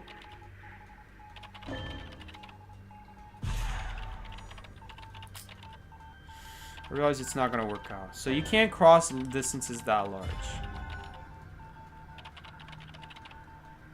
If it was a different hunter, we might be able to get away with it. But Clown, after we stun him, he's just gonna dash up to me. I won't be able to survive. At that point, I'm like, okay, I guess we have to hold it. I wasted a bow for nothing, but it would be better than also using my crossbow and dying afterwards anyway. It's better to cut my losses. Like, the moment I realize I'm screwed up, it's like, okay, well, we gotta cut our losses at this point.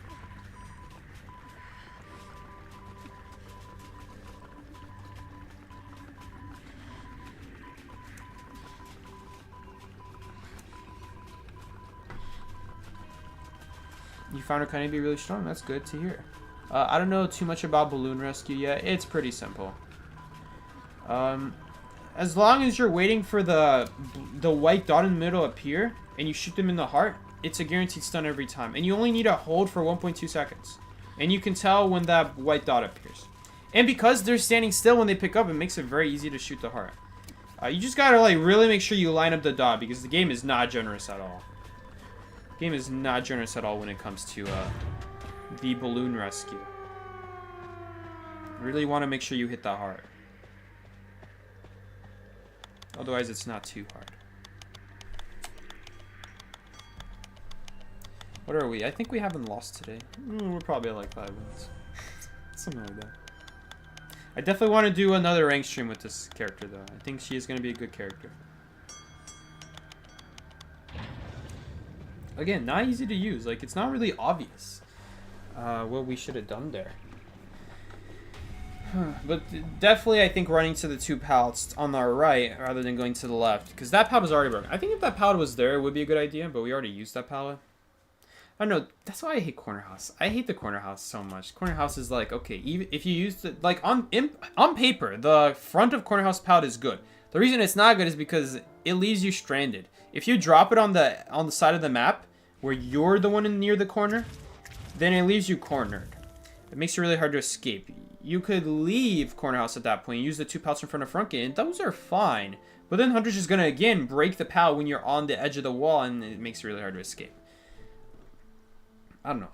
Corner house sucks. Corner house, in my opinion, not even close to as good as what it used to be.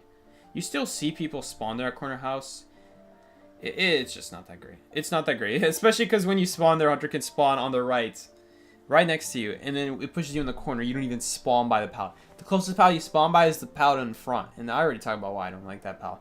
If you can manage to drop the pallet when you're on the inside of like the corner house side, and the Hunter's on the side where it's like they're in the corner, then that's fine, because then you can transition into the next pallet at corner house. Go under a corner house, or maybe you want to go inside the corner house, or maybe you just want to go towards middle in general.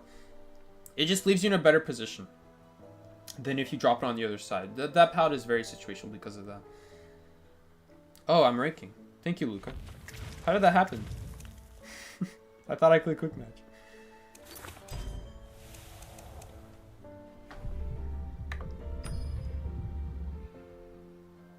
It's like he needs to get aimball.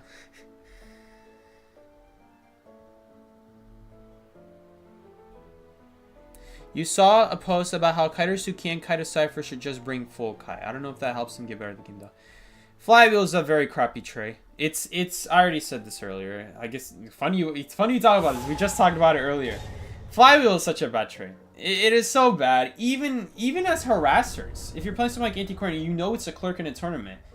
I see people like seriously consider like, do I really want Flywheel? It's so bad.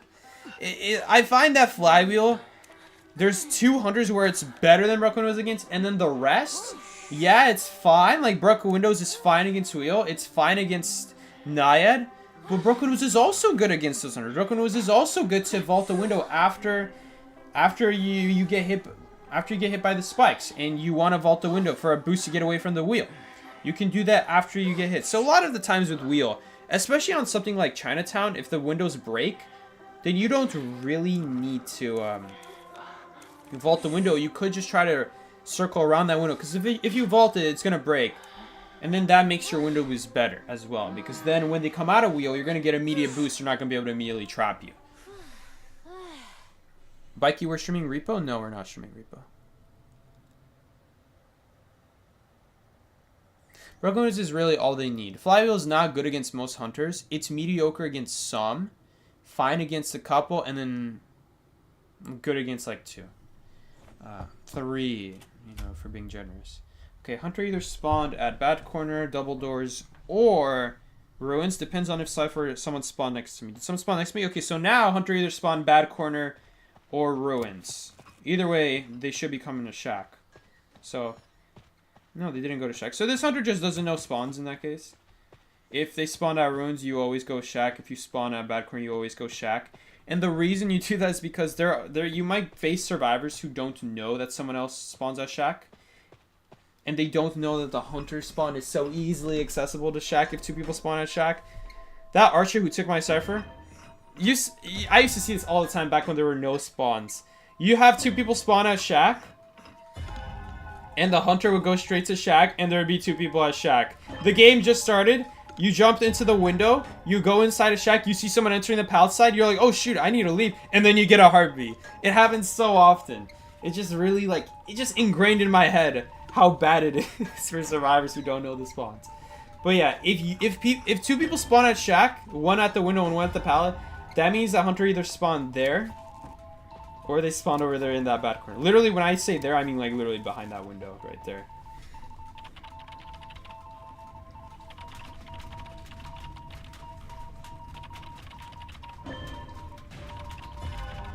But yeah, if you're the guy at the window, don't go inside a shack. Someone else spawns there. There is a spawn though where someone spawns out window and no one spawns at the pallet. If that happens, then the hunters spawned in a different spawn entirely. They're neither there, nor at the double doors, nor in the bad corner.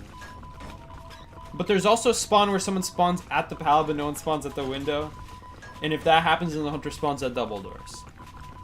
At that point, it's like a key spawn. If you spawn there, and no one spawned at the window, then hunter spawned right there at double doors. So most hunters will go inside a shack at that point, because if Forest spawns, then Forest gets blocked, and they don't want to chase Forest, because that cipher is anyway going to be blocked. So whoever spawned there, because someone does spawn there, when the hunter spawns double doors, is going to get their cipher blocked. This is like such useless information. No one is going to be needing this info. I mean, unless I guess if you play quick match and you want to stop running into the hunter.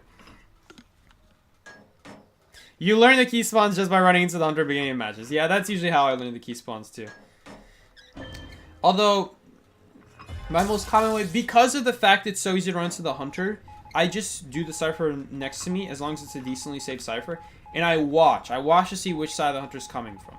That way, I don't run into the hunter, and I also still learn where they're coming from without throwing my match immediately.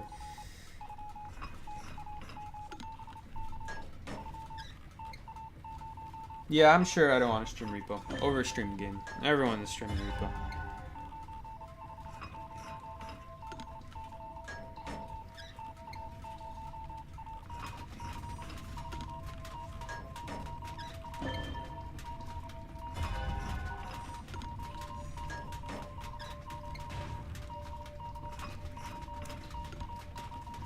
Alright. You guys want to watch repo? Blu-ray Scar's doing it too. Don't worry. Is that cipher not done? Cipher should be done. Someone pinged 95%. Was that the fourth cipher? That might have been the fourth cipher. Whatever, let's just hover finish shit. It doesn't really matter. Okay. So, we haven't really been getting any oh, guys! Lucky guy! There's a ghost! Oh, it's gone now.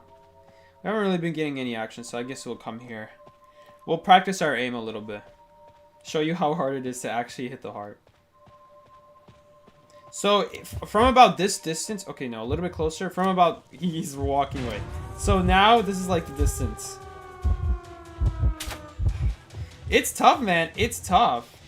Oh, we combined our arrows together. I think she went for the heart, though, so it was pointless for my bow. It's tough. Like, it looks like it's gonna hit. It's really not. Wait, we can actually save her. Wait, oh, I think he went out of range. So... That's another thing you also have to learn, like, what the range is of the bow. Get, like, a nice estimate. It doesn't say in the book the range. It's, like, about 10 meters. The range is, like, about 10 meters. That's about, like, 1/3 of a... That's about, like, 1/3 of a, what's it called? Wait, this is a bot. This is a bot, guys. Look at the way he walks. It's a bot.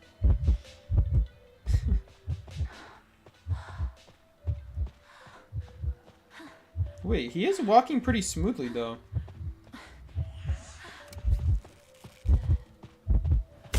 Okay, well, we actually hit the heart for once. Thank God. I thought I was gonna miss that, too.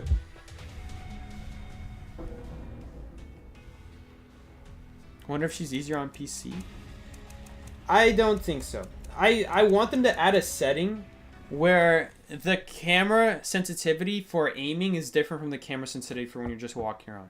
Because right now it's the same, and it makes it a lot more difficult to use because I'm already looking at the hunter. So if the hunter makes like a slight movement, I don't want the sensitivity to be so high. And right now it's like it's the same. The sensitivity between aiming and actually looking around without aiming is the same, which makes it a lot harder to hit for me.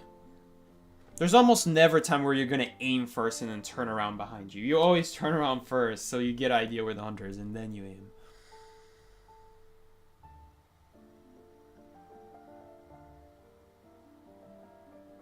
You think people were upset about her nerfs and pre-release? Me who doesn't even know it, she got nerfed in pre-release.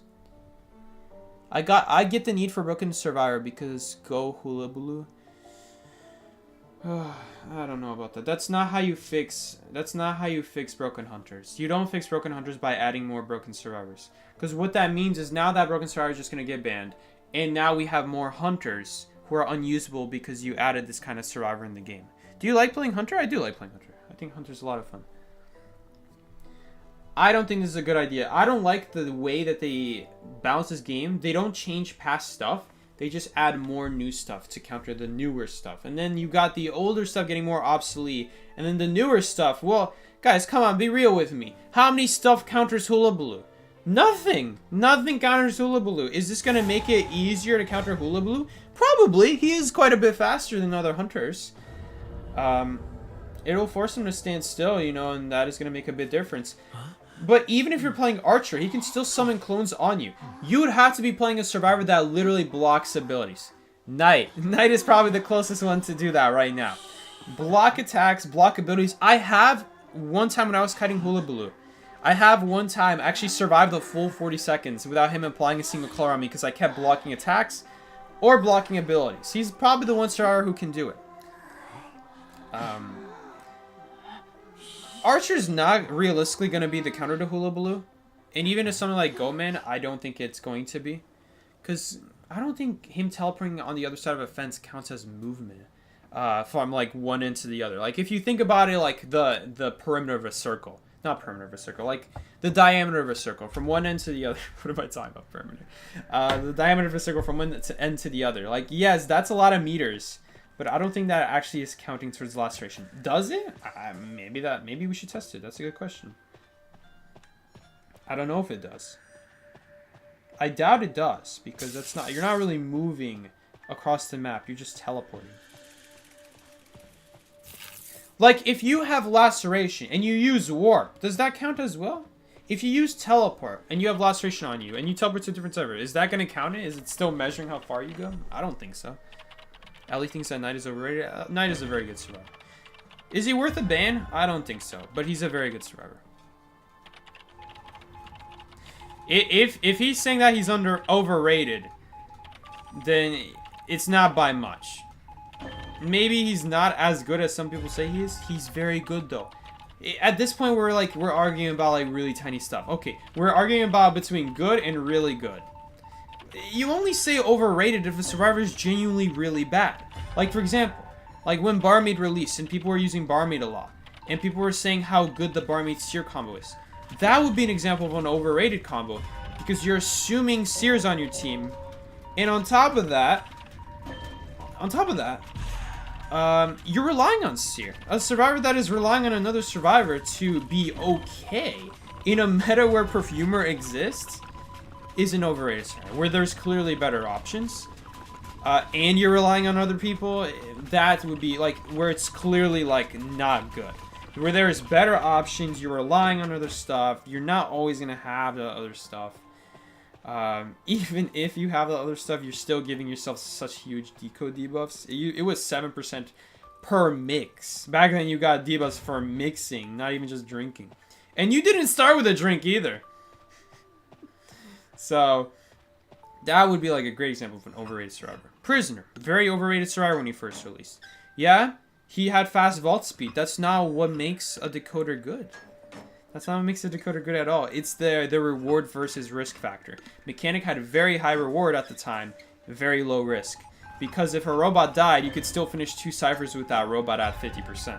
That's why Mechanic was so good. She was a low risk survivor, high reward, 25% faster decoding on the robot. That was a good example of a decoder. Prisoner, just because Prisoner vaults faster, that's not what makes a decoder good. That would be an example of like overrated, where like people are misjudging what makes a character good. So if Ellie thinks that someone is misjudging what makes Knight good, that they think it's better than what it actually is worth, then it's not by much, because Knight is still an extremely good survivor. What I think that Ellie might misunderstand here is that a lot of people have this misconception. Okay, now I'm saying that Ellie is underrating me, but a lot of people think that when they think of Knight, they think of, oh, I gotta get these predictions right. If I don't get these predictions right, I'm not a good Knight. I have to get them right. The whole point of playing Knight has nothing to do with actually getting predictions right. That's not at all the point of Knight. It's a bonus if you get it right, but the main point is to prevent yourself from getting hit. Even if you weren't right, if it prevents you from getting hit and reaching a really good area where you're anyway not going to get hit afterwards, that's a win. That's a win. You didn't have to predict them right. You're still living. There's no one who says you specifically have to get a 3 cipher kite by predicting every single prediction right. You could go against a very good hunter, not predict correctly a single time, but if it slowed them down, and that slowdown was enough to help you reach a good area where they weren't able to do anything, that's a win. That's a win. You don't need to get the predictions right. I don't know why Ellie thinks he's overrated. I should definitely ask him. You guys can ask him as well. Why do you think Knight is overrated? Does he explain why he thinks it's overrated? Why is Knight overrated? That would be a good question to ask him. Little Girl was so good on her release. Little Girl was circumstantial, but she had good combinations. You see, something like that is a little bit better than Barmaid. Still relying on other survivors, but you get way better reward than like a single hit out of it, which is not even necessarily going to happen even with an Owl. Although Owl back then was 16 seconds though, so you really could have.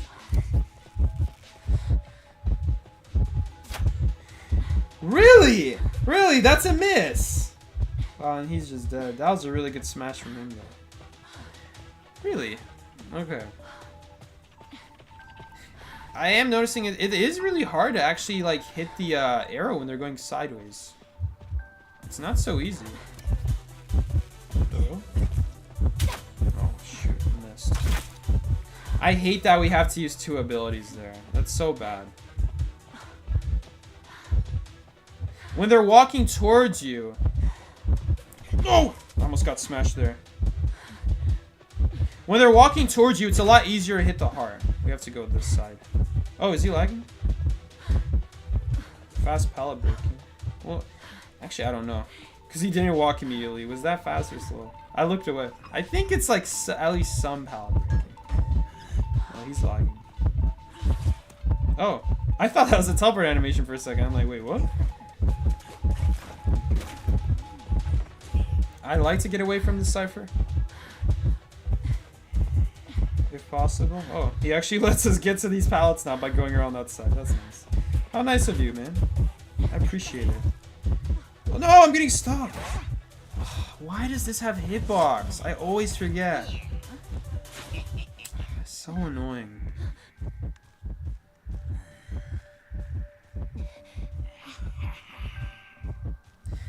Did Ellie really just say he's not as good as people think he is and never explained why? That would be such an Ellie thing to do. Usually Ellie explains. I'm surprised. Why would Knight not be a good survivor? Why was road decoding? I anyway can't leave the area. If I leave the area, I take a free hit. That's why I just decoded. Because we anyway have to stand there and wait for him to catch up.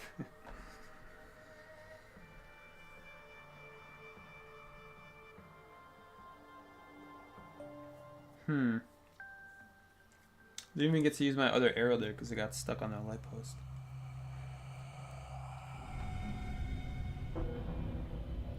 Oh, and let me guess, that Knight like predicted really badly. That Knight was probably doing really bad routes, so he had to take a 50-50 guess. Listen, the whole reason Knight is good is because when you go up to a pallet and you drop that pallet, you know what hunters do to deal with that? They use their abilities. It's not even a prediction at that point. The Knight knows the only thing you can do is use your ability. That's what makes Knight good, is that when you actually have normal kiting routes, there's only one thing the hunter can do a lot of the time. You might think, oh, I have a 50-50 of winning it. As a hunter, you think, oh, I have a 50-50% chance of winning this trade every single time, right? So eventually, I'll get a hit on him, and I'll be able to blink him down later. It doesn't work like that. Because they're not going to be giving you free hits, so they're never going to really be needing to predict ability. Predict attack. They're mainly going to be predicting ability. Saiseki, do you think it's justifiable that mech is getting nerfed again? No. She needs a rework, not a nerf. Her whole character sucks right now. Her whole use right now is worthless in rank, and in tournaments, they're only using her because the meta is anyway unkiteable. It doesn't really matter. Luca, did you just download Repo? I just got a notification that you got on Repo. You let the demons win. Now it all makes sense. No, it was... Why are they nerfing mechanic? I'll tell you why they're nerfing mechanic, because people in tournaments are probably just playing mechanic as a throwaway character. No one is rescuing when it's Goman Hulabu. They're just putting robot to give tinnitus, and then no one has to get off their ciphers. And if Goman tries to teleport away with his cages to go on someone, the robot immediately rescues at no cost. Robot is not actually good at decoding, and neither is mechanic. They're very situational survivors, and it's good for tying, and it's not good for winning. It's a very high risk, low reward character. Why did the game just disappear? Why? Everything's plugged in. Okay, who's the hunter for starters? It's a Blood Queen. Why? Why? Everything should be fine. It just does this for no reason. Just literally no reason. We might have to cut stream early, honestly, if this doesn't fix.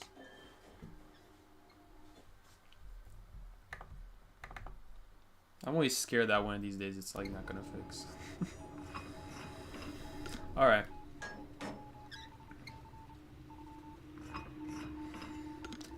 Basically, Repo is a way more balanced version of Lethal Company. It's actually a lot more realistic to live there. Lethal Company was a lot more for like jokes and gags and more of like an early game where like you play for a couple hours and then the developer expected it to be done, right? You have to understand that the person who made Lethal Company is an indie developer. What is an indie developer? That means one person works on a game. How do they make a living, these people that work on video games as a single person? They make quick and easy games that don't take too long to develop. And they might go back and update it and fix a couple bugs, but usually it's a game where they release, people buy, people play for a couple hours, then they finish the game and the developer never goes back to update the game. They just work on their next project. As soon as they release the game, they make their money off of it. They don't go back to update it. They just focus on the next game. That's the kind of person who made Lethal Company. And so I'm sure when Lethal Company blew up, it's kind of tough because like, what does he do? Does he keep investing his time in Lethal Company? I'm sure he doesn't want to. I'm sure he had other plans that he wanted to do. Come on! I was at least going for 50! I'm sure there are other things that he wanted to do. And now he's in a tough spot. Like, I don't want to... I don't know. Maybe he wanted to update Lethal Company. I don't know. But let's say he doesn't. Then now he's in a tough spot because everyone wants to Lethal Company. And there's a couple problems. First of all, he's an indie developer. He didn't design with... Come on. Dude. If this is how I play in rank, this is gonna be a rough couple weeks. But anyway. This is gonna be so rough. That should have been a guaranteed hit. She was going in a straight line. How am I missing that? But anyway. Dude, how are we not having our 4th cyber machine done? But yeah, the Lethal Company thing, there's other problems with the game. So one of the things I mentioned was Repo is a way more balanced game. Lethal Company. Why do I say that? Because Lethal Company, again, when you keep in mind that it's the type of game where you play for a couple hours and move on, that's what the dev expected at least, then he didn't mind that coil heads were busted OP. He didn't mind that you were basically dead to a giant immediately. The whole point was to laugh and be scared that you died to this gigantic thing that just crushed you and ate you. And you move on. You play for a couple hours, you might explore here or there, and you call it there. You know, there's no real concern to really update the game, to balance the game, to add more stuff to the game. And I feel like when Lethal Company blew up, he had this huge pressure on a game that he didn't even design to be played on the long term. So when I say something like, yo, I can literally see the heart and I'm not even aiming my archer thing. How? Is that a bug? That has to be a bug. You can literally see where the hunter's through walls. Is that intended? I gotta go back and see this. I gotta go back and see this. You can literally see where the hunter is when you get close enough to them. Oh man. Okay. Archer just got a lot better, guys. You can literally see the hunter without a heartbeat. You don't even need a heartbeat. Wait, is it infinite? Wait, it might actually be infinite. I didn't even notice. Oh my god, it might be infinite. It's infinite. Wait. Can you still see it? Hold up. Her outline is kind of making it hard. Okay, I don't think it's infinite. You can technically see it. No, no, you can't. Oh yeah, you can see it right there. I guess if you're like looking at you, yeah, I'm pretty sure it's. Look, within 30 meters, you'll be able to see it. I don't even have a heartbeat. I'm tracking the hunter right now. Okay, so they gotta fix this. Wait. Wait a minute. I got that vault speed bonus. Dash speed is increased for 50% after vaulting over a window. Did they buff this? Did they buff that? Did they buff broken windows? You used to only get 50% if you had a heartbeat. Okay, the original broken windows, you didn't need a heartbeat, and then they nerfed it to make it you need a heartbeat. I didn't have a heartbeat, and I got the full 50% boost. Did they change this ability? Okay, bye game. Game disappeared. Did they change this? Wait, no, it said... Why did I have the full speed bonus? I had no heartbeat.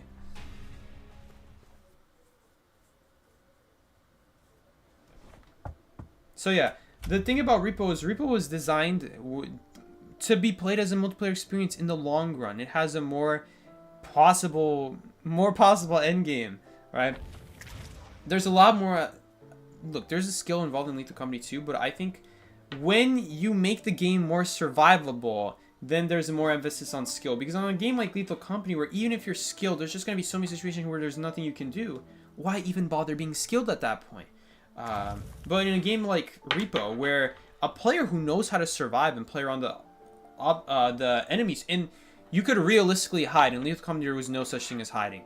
There's no such thing. And in this game, you can be stealthy about it, and it's a lot more fun that way.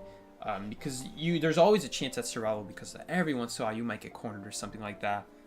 But the best part about it is that most stuff don't one-shot you. And you can increase your health so that you take even more hits to kill. There are a couple annoying monsters as always.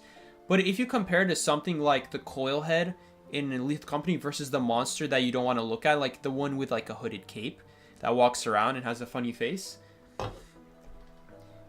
you can look at it when it's far away. Like, it blends in with the fog, but you have to be a certain distance to it for it to actually notice that you're looking at it, which is very forgiving. It means that if you see it from far, you have a chance to react.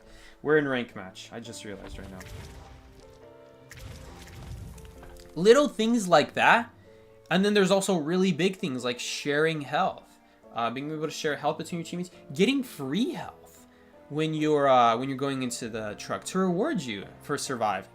And this has got to be by far the best feature. You can see your health. You can see your stamina. Biggest annoyance I had with Lethal Company is that you had no idea how injured you are. You had no idea how much stamina you had left. Like, after your stamina runs out, there was still like a couple seconds where you could still run, and it made it very unintuitive. And again, that goes back to how Lethal Company wasn't meant to be this very precise, skill-oriented game. It's, again, the dev probably just designed it to be like, okay, let's throw around some enemies together, some assets, let's make a couple maps using, I don't know. Do people still use Blender? Do you use Blender to make apps, or is that for modeling stuff? Anyway, they did. You can tell that the maps obviously just kind of had like some random texture involved. Like, the game doesn't look super high quality. Like, guys, be real with me. Lethal Company isn't super high quality. It's not a super high quality game. The idea is super high quality though, and that's what really made it good. It's just that the dev didn't design it for you know, playing it long term. After a while, once you get past the gags and you know what everything does, it starts to get really frustrating that things like a ceiling bug just instantly kill you. And that the ceilings are so high, like multiple things combined together. The darkness, the fact that the ceilings are so high, means that you always have to go slowly and that you're basically required to have a flashlight. These are quality of life things that don't make the game unplayable, like to have a ceiling bug. It's just no one wants to look at the ceiling the whole time they play Lethal Company. So like things like that make the game a lot more unfun. Even something as simple as a ceiling bug are probably one of the most annoying things, because it encourages an aspect of the game that no one wants to do. If you want to live, you're going to do it, but then you just don't want to play Lethal Company afterwards. Are you going to play some Final Blowout at Hunter matches since it's back for a while? I saw it's back. I'm really excited. I really love that mode. I want to try to... What was the thing? I really want to do... there was something new. They added some new Hunter cards. Something where you can see survivors of your choice every 60 seconds. I was thinking maybe there's a hunter where you can take advantage of that. I don't think there really is. There's really no hunter. There's no hunter that you can just freely leave chair and you're rewarded for leaving chair. Vision isn't all that's important in 995. It's very important to secure your target.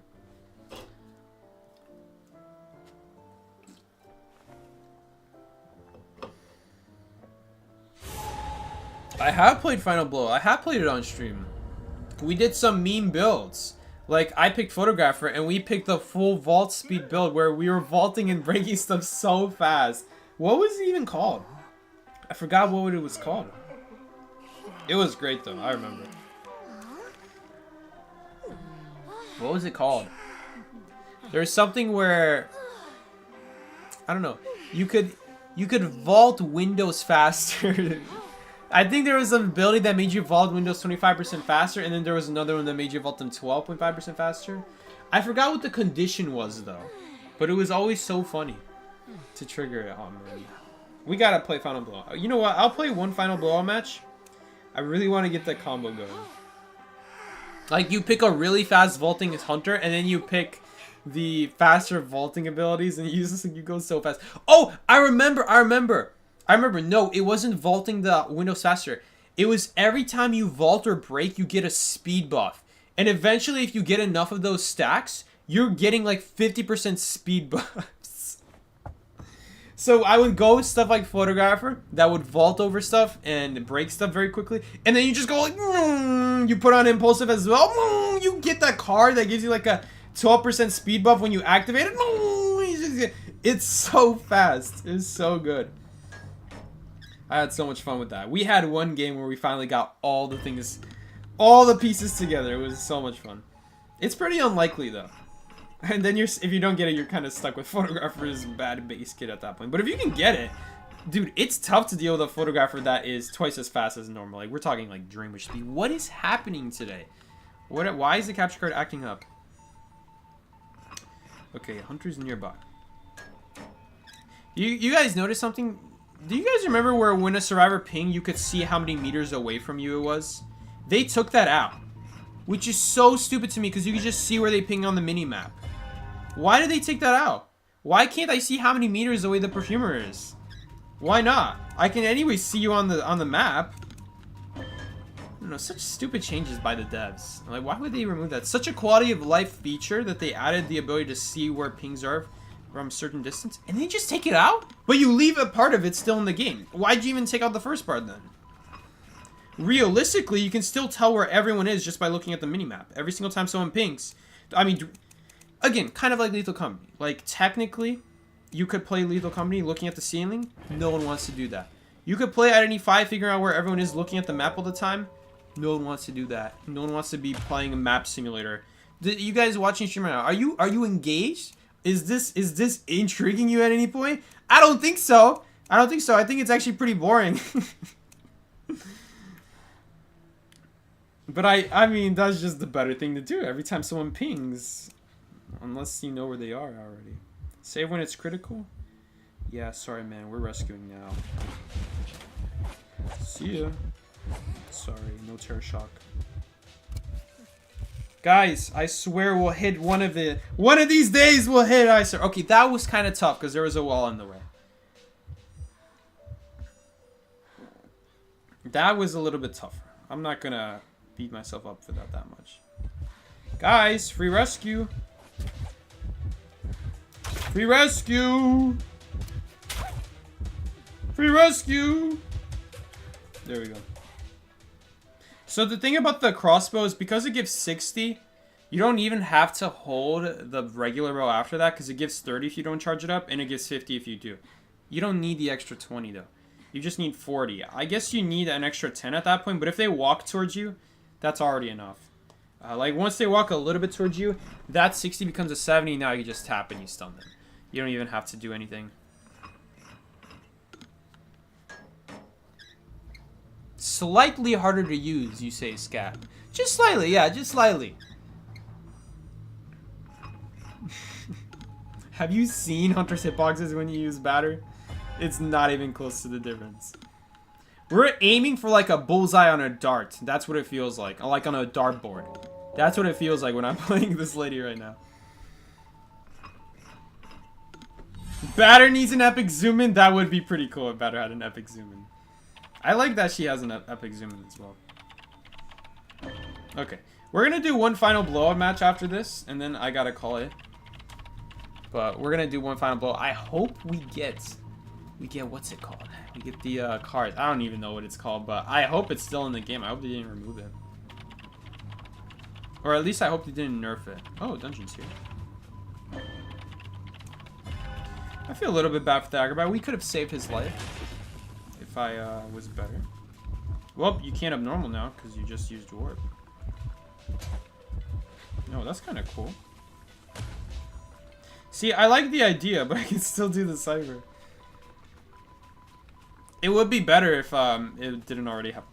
If it wasn't already primed. Even if it was like 90 though, we could probably just do it. I could like tank a hit. That's a little bit tough. That's a little bit tough. Probably better to keep her alive though, right? Like, do you pop in that situation? Hard to say. Dude, I hope that when you use your bow and you finish using all of your bow, I hope that you can pick up items. There's so many survivors that I guess they made it a lot better recently. Like Barmaid getting rid of her bottles. Aeroplanist can pick up items after he uses jetpack. Same thing with Patient. They made it a lot better, but there was a time where there were so many stars in a row where after they used their ability, they just could never pick up another ability. Or they had like a permanent ability that they couldn't do anything with. You know, I mean, not that they couldn't do anything with, but if you wanted to open a chest to get a syringe, you can't, because you just can't pick up that ability. There's a couple of them still in the game, like Mind's Eye. I feel like it's... Obviously, Mind's Eye needs her cane. Come on. And there's other stuff like Priestess. Like, I feel like it would go out of character if Priestess let go of a portal. So I understand stuff like that. But there's other stuff where, like... I really feel like you could put a patient hook into a chest, and that could be an item. And that would make the game have a little bit more fun, a little bit more versatility with the chest. Alright. We already know how this works. But in case you guys don't know... At random points of the game, you draw a card. The card helps you, but the survivors also draw a card. So, you might get lucky, you might get really good cards right when you need them. Other times, you'll get really unlucky. What I just like to do this one meme build.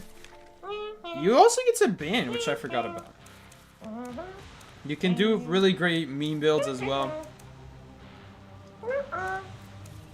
Miki is calling. Miki, I'll get to you in a second, man. You gotta eat first real quick, then why are you calling me? Oh no, I gotta pick! Oh no, I don't have him on this account! I should have played on the main account. Okay, I guess we're using a trial card. We got Amber. Amber alert? Amber alert, photographer on the run. I'm just kidding, that's not funny. Okay. Are we gonna run impulsive just for extra meme? Let's run impulsive just for extra meme. What is this build? This is not my photographer build. Where's my photographer build? I don't have a photographer build. Oh no! Where is impulsive? I can't remember! Swift move. Upon using your move speed increases... Okay, we're gonna combine this. No. I just remembered. We can't because only the good one is given at the start. For 10 seconds after survivor... Oh, that's new. Obtain item card. After charging in place with your stones. Oh, that's pretty useless for our character. Oh, we didn't get it. Oh, well. Oh, I can still change my build. Thank you. Where is impulsive? There it is. Alright, so we have this thing. Too bad. Before that, we could have gotten the ability card that increases my movement speed whenever I want to, and that would be really nice on a character like Photographer, where like it's never that you're not near them. You're always just barely out of range with Photographer. Miki, I already told you I'll call you later. We'll talk later, dude.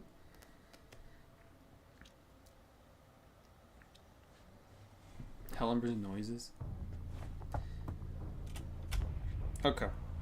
I've never played with the skin before. What is this? Is this a Halloween skin? How do you get the skin? Draw a card. Okay, so for those of you guys who don't know, this is when you draw a card. The countdown is that little yellow bar on the left, by the way. It doesn't say what the countdown is. So you get one every time a cipher is popped, I'm pretty sure, or the exit gate activates. I mean, the game would have to go by so fast. Usually you get cards before the exit gate is ever ready. Did someone spawn here? I could have sworn someone spawns here. I don't remember. There you are. This feels like such a low-tier hunter pick, too. Photographer. Like, of course we're playing photographer. Man, too bad I didn't get like a different red church spawn. I don't know this one very well, besides that someone spawns at back gate. Too bad.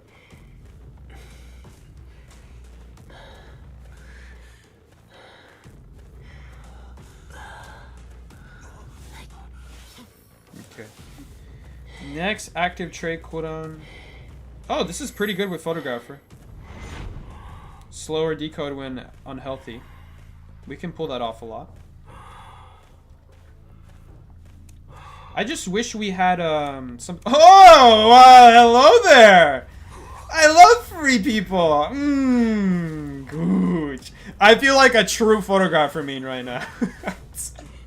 I'm really embodying my photographer right now. Okay, we're gonna take this one. I'm all about that movement speed. We're going all the way movement speed. Someone reduce my vault speed. How dare you? We're going the the tunnel route. I don't even care that I could blink her. We're putting the pressure on them. Yes, ability card. Oh no, that's not the right one. Okay, we'll pick it for now because it's fun.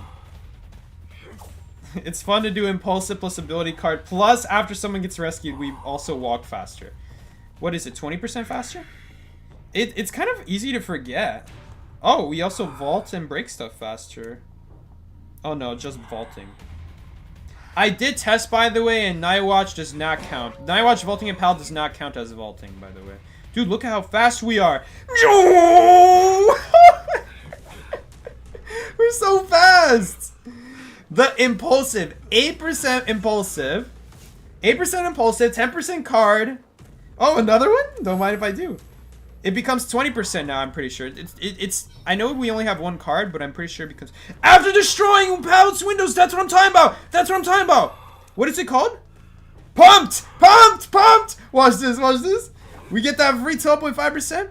There's one that's 25%, but you can only get it when the match starts. When you pick your starting cards.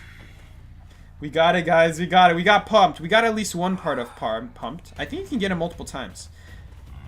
So after we break this PAL, we're going to be 12.5% faster. Oh, man. You see this? You can really feel it. Oh, you feeling it now, Mr. Crab? You feeling it now, Mr. What? That's not a hit.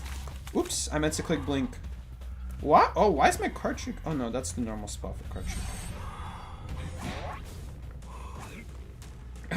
What am I talking about? That's normal.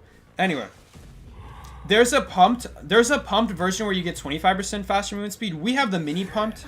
That's 12.5%. But I think you can get pumped multiple times. I think you could get it like 12.5 plus 12.5, and then you also have to get the 25%. But now that someone is going to get rescued, we're going to get an extra 20%. For how long? For how long do we get it? For 10 seconds. Okay, that's not that long. But right here, after they get rescued... I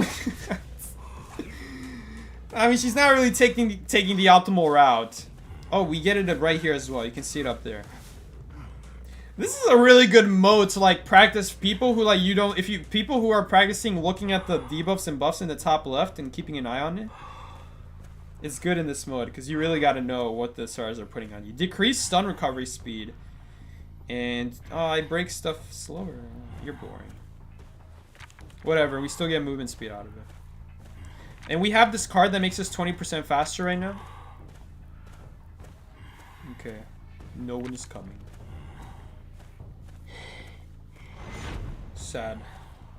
I can't use card trick until she fully dies. I don't know if they fixed that. Did they fix it? Nope. Still points at the chair.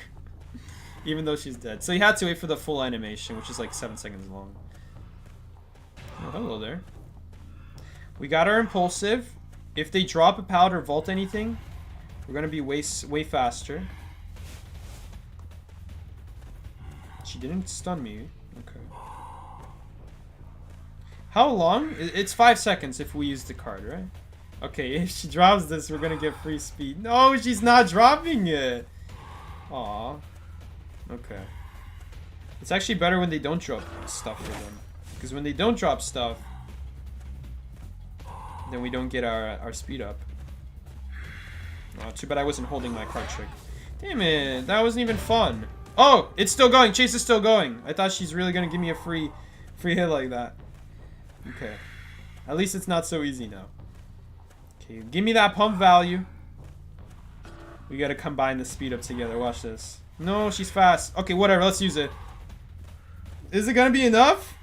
No, it's not enough. Oh, we're still so close to her, though. No, that's so cheesy. If I didn't charge my attack, we actually would have hit her there. That's so sad. Unfortunately, I don't think it's worth breaking the pallet in this situation. Okay, now we have to break it. Now we get that value. Oh. No! That was almost pretty bad. I was really holding that blink. I really wanted to get pumped value. Oh well. Okay. That was still pretty fun. And they did add something new. They added full pursuit. This was not in the game before. For 10 seconds after someone is rescued, you get your movement speed increase. We should combine that with, what is that called? Not possessive. Possessive is just gone. What is that? The one where it's like a hunter holding like a doll. What is that called again? I forgot what that's called. Oh, corresponding software is not installed. What is that called? How am I forgetting this? How am I forgetting this? It starts with, does it start with an I? Yeah, I really like this new game mode. I think it's a great game mode. It's not new. I've played it before.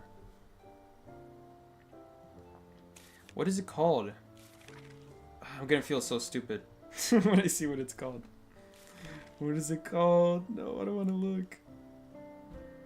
I just gotta look. What is it called?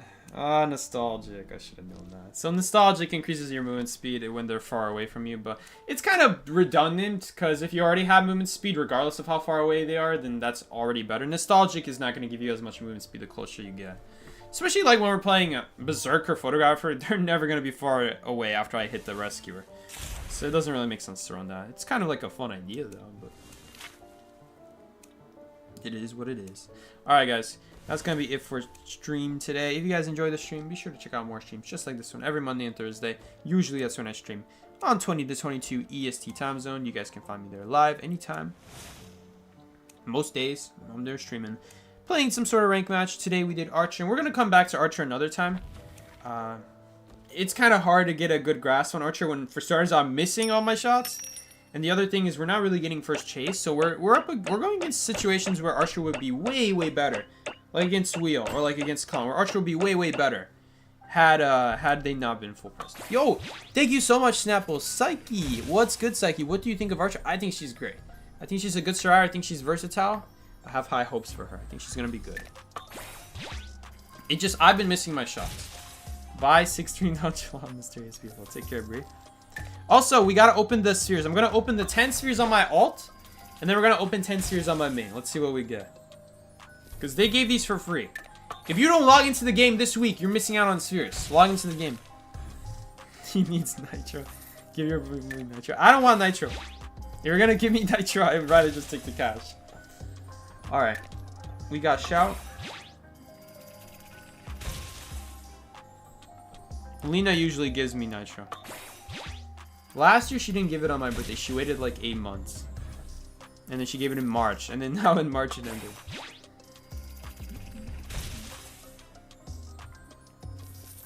I don't need it. She's not here. I don't want it. I don't need it and I don't want it. I'll take it if you give it already, because at that point I can't give you your money back. You know, you're already about to give. Lena makes appearances randomly. We got Siren, cool. Pretty old skin. Not that old compared to other skins, but compared to how long I played this game. Green Jade, we didn't have that skin? Oh man, finally we got Green Jade skin. The one skin I've wanted for so long. Oh, Green Jade, he's so beautiful. I feel like a true worker bee now. Alright. We got this. Way better than whatever the hell this is. We got something for Perfumer. We got Shout. Man, what are these crappy emotes? I hate Snap. It's gonna be so much work getting it off of all these survivors, though. Alright. What else we got? We got Knight. Good Knight. Funny build. Art Dealer. Since I don't have it a graffiti, we may as well put it on. Something for Dream Witch. Siren. Alright, guys. Now... Oh, we still have something? Oh, yeah. Special offer. Don't forget about your special offer, guys. Alright, guys. I think that's it. Oh, login and share. I'll take it. Battle statistics. Don't forget about that. Okay, now we're actually done. Oh, we're not going to YouTube right now. We're not watching Clash Royale the stream. Let me get on the alt account. Not on the alt account. The main account. I'm used to going from the main to the alt during this time. And I'm used to going from the alt to the main. Okay. We got 10 more essences. Let's see what we get from these 10 more essences. We got 10 more essences. Let's see if we get some gooch stuff. Let's watch. Yes, and get copyright striked as well. Would it count as a reaction channel? Oh, we got six dice. How did I get these? Alright. Starting off with the one Detective Conan, or whatever the hell this is. Detective I think that's... I think that's a different crossover, Zeki. Okay, anyway. We're gonna open this. Let's see if we get anything gooch. You will get an S tier skin. You are lucky to. Joseph, now that you said that, dude, now that you said that, we're guaranteed not getting an S skin now because you said that. We're guaranteed not getting it. The whole idea is you need to accept it. You need to be like, I'm not getting anything. I'm not getting anything. And then you get it. Now we're not getting it because of you.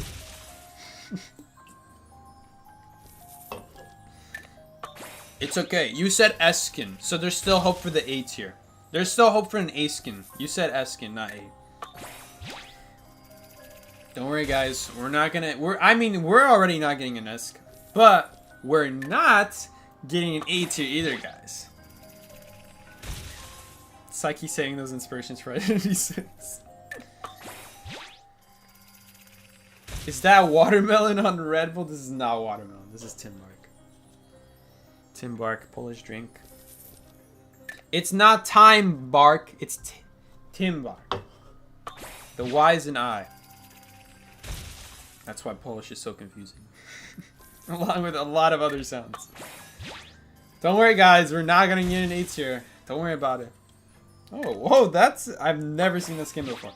See, guys. I told you we're never going to get an 8 tier. See, this is the best part. You get to play both sides. So even if you don't get the 8 tier, you're like, oh, I told you we wouldn't get an 8 tier. Come on, guys. Have you played Identity 5? Look at how many I've opened. I've opened 718 of these and gotten 19 skins. Is that below average? On average, how many spheres am I opening to get an A tier? Let's calculate this. Well, I've gotten 5 S tiers out of 718. That's way above average. Guys, on average, it's taking me... I've opened up 719 of these and got 19. It's taking me 37.7, 38, let's just round it. 38 essences per A tier. Is that good luck? I don't actually think so. Hold up. So on average, it takes 250 to get a guaranteed S tier. So how many are we taking? Well, not on average. So let's just go by guaranteed. How close are we to the guaranteed? So for A tiers, I'm pretty close to the guaranteed. If like 38 out of 60. 60 you get the guaranteed. That's pretty bad luck, I think, right? I've gotten 5 S tiers though out of 718 pulls. That means that every 143 essences, I get an S tier. Okay, I'd say that's pretty lucky. Better than like, I'd say closer to 200 would be like starting to get bad. Dude, what is this skin? This is such a forgettable skin. Alright, what was that skin I got for cheerleader? That looked interesting. What was that? Captain Graffiti? I think I've seen it before, actually. I've just never seen the front of it. All right. See, guys, told you we wouldn't get anything. Anyway, that's gonna be it for today. Thank you guys so much for watching today's stream. Be sure to join for future streams just like this one. Be sure to watch the first game of today, by the way. Or no, not the first game. Watch the second game. We had an epic thief escape. You gotta watch. I know it's not Archer, but come on. Come on. Who doesn't love a good thief game? Anyway, guys. With that being said, thank you so much for watching.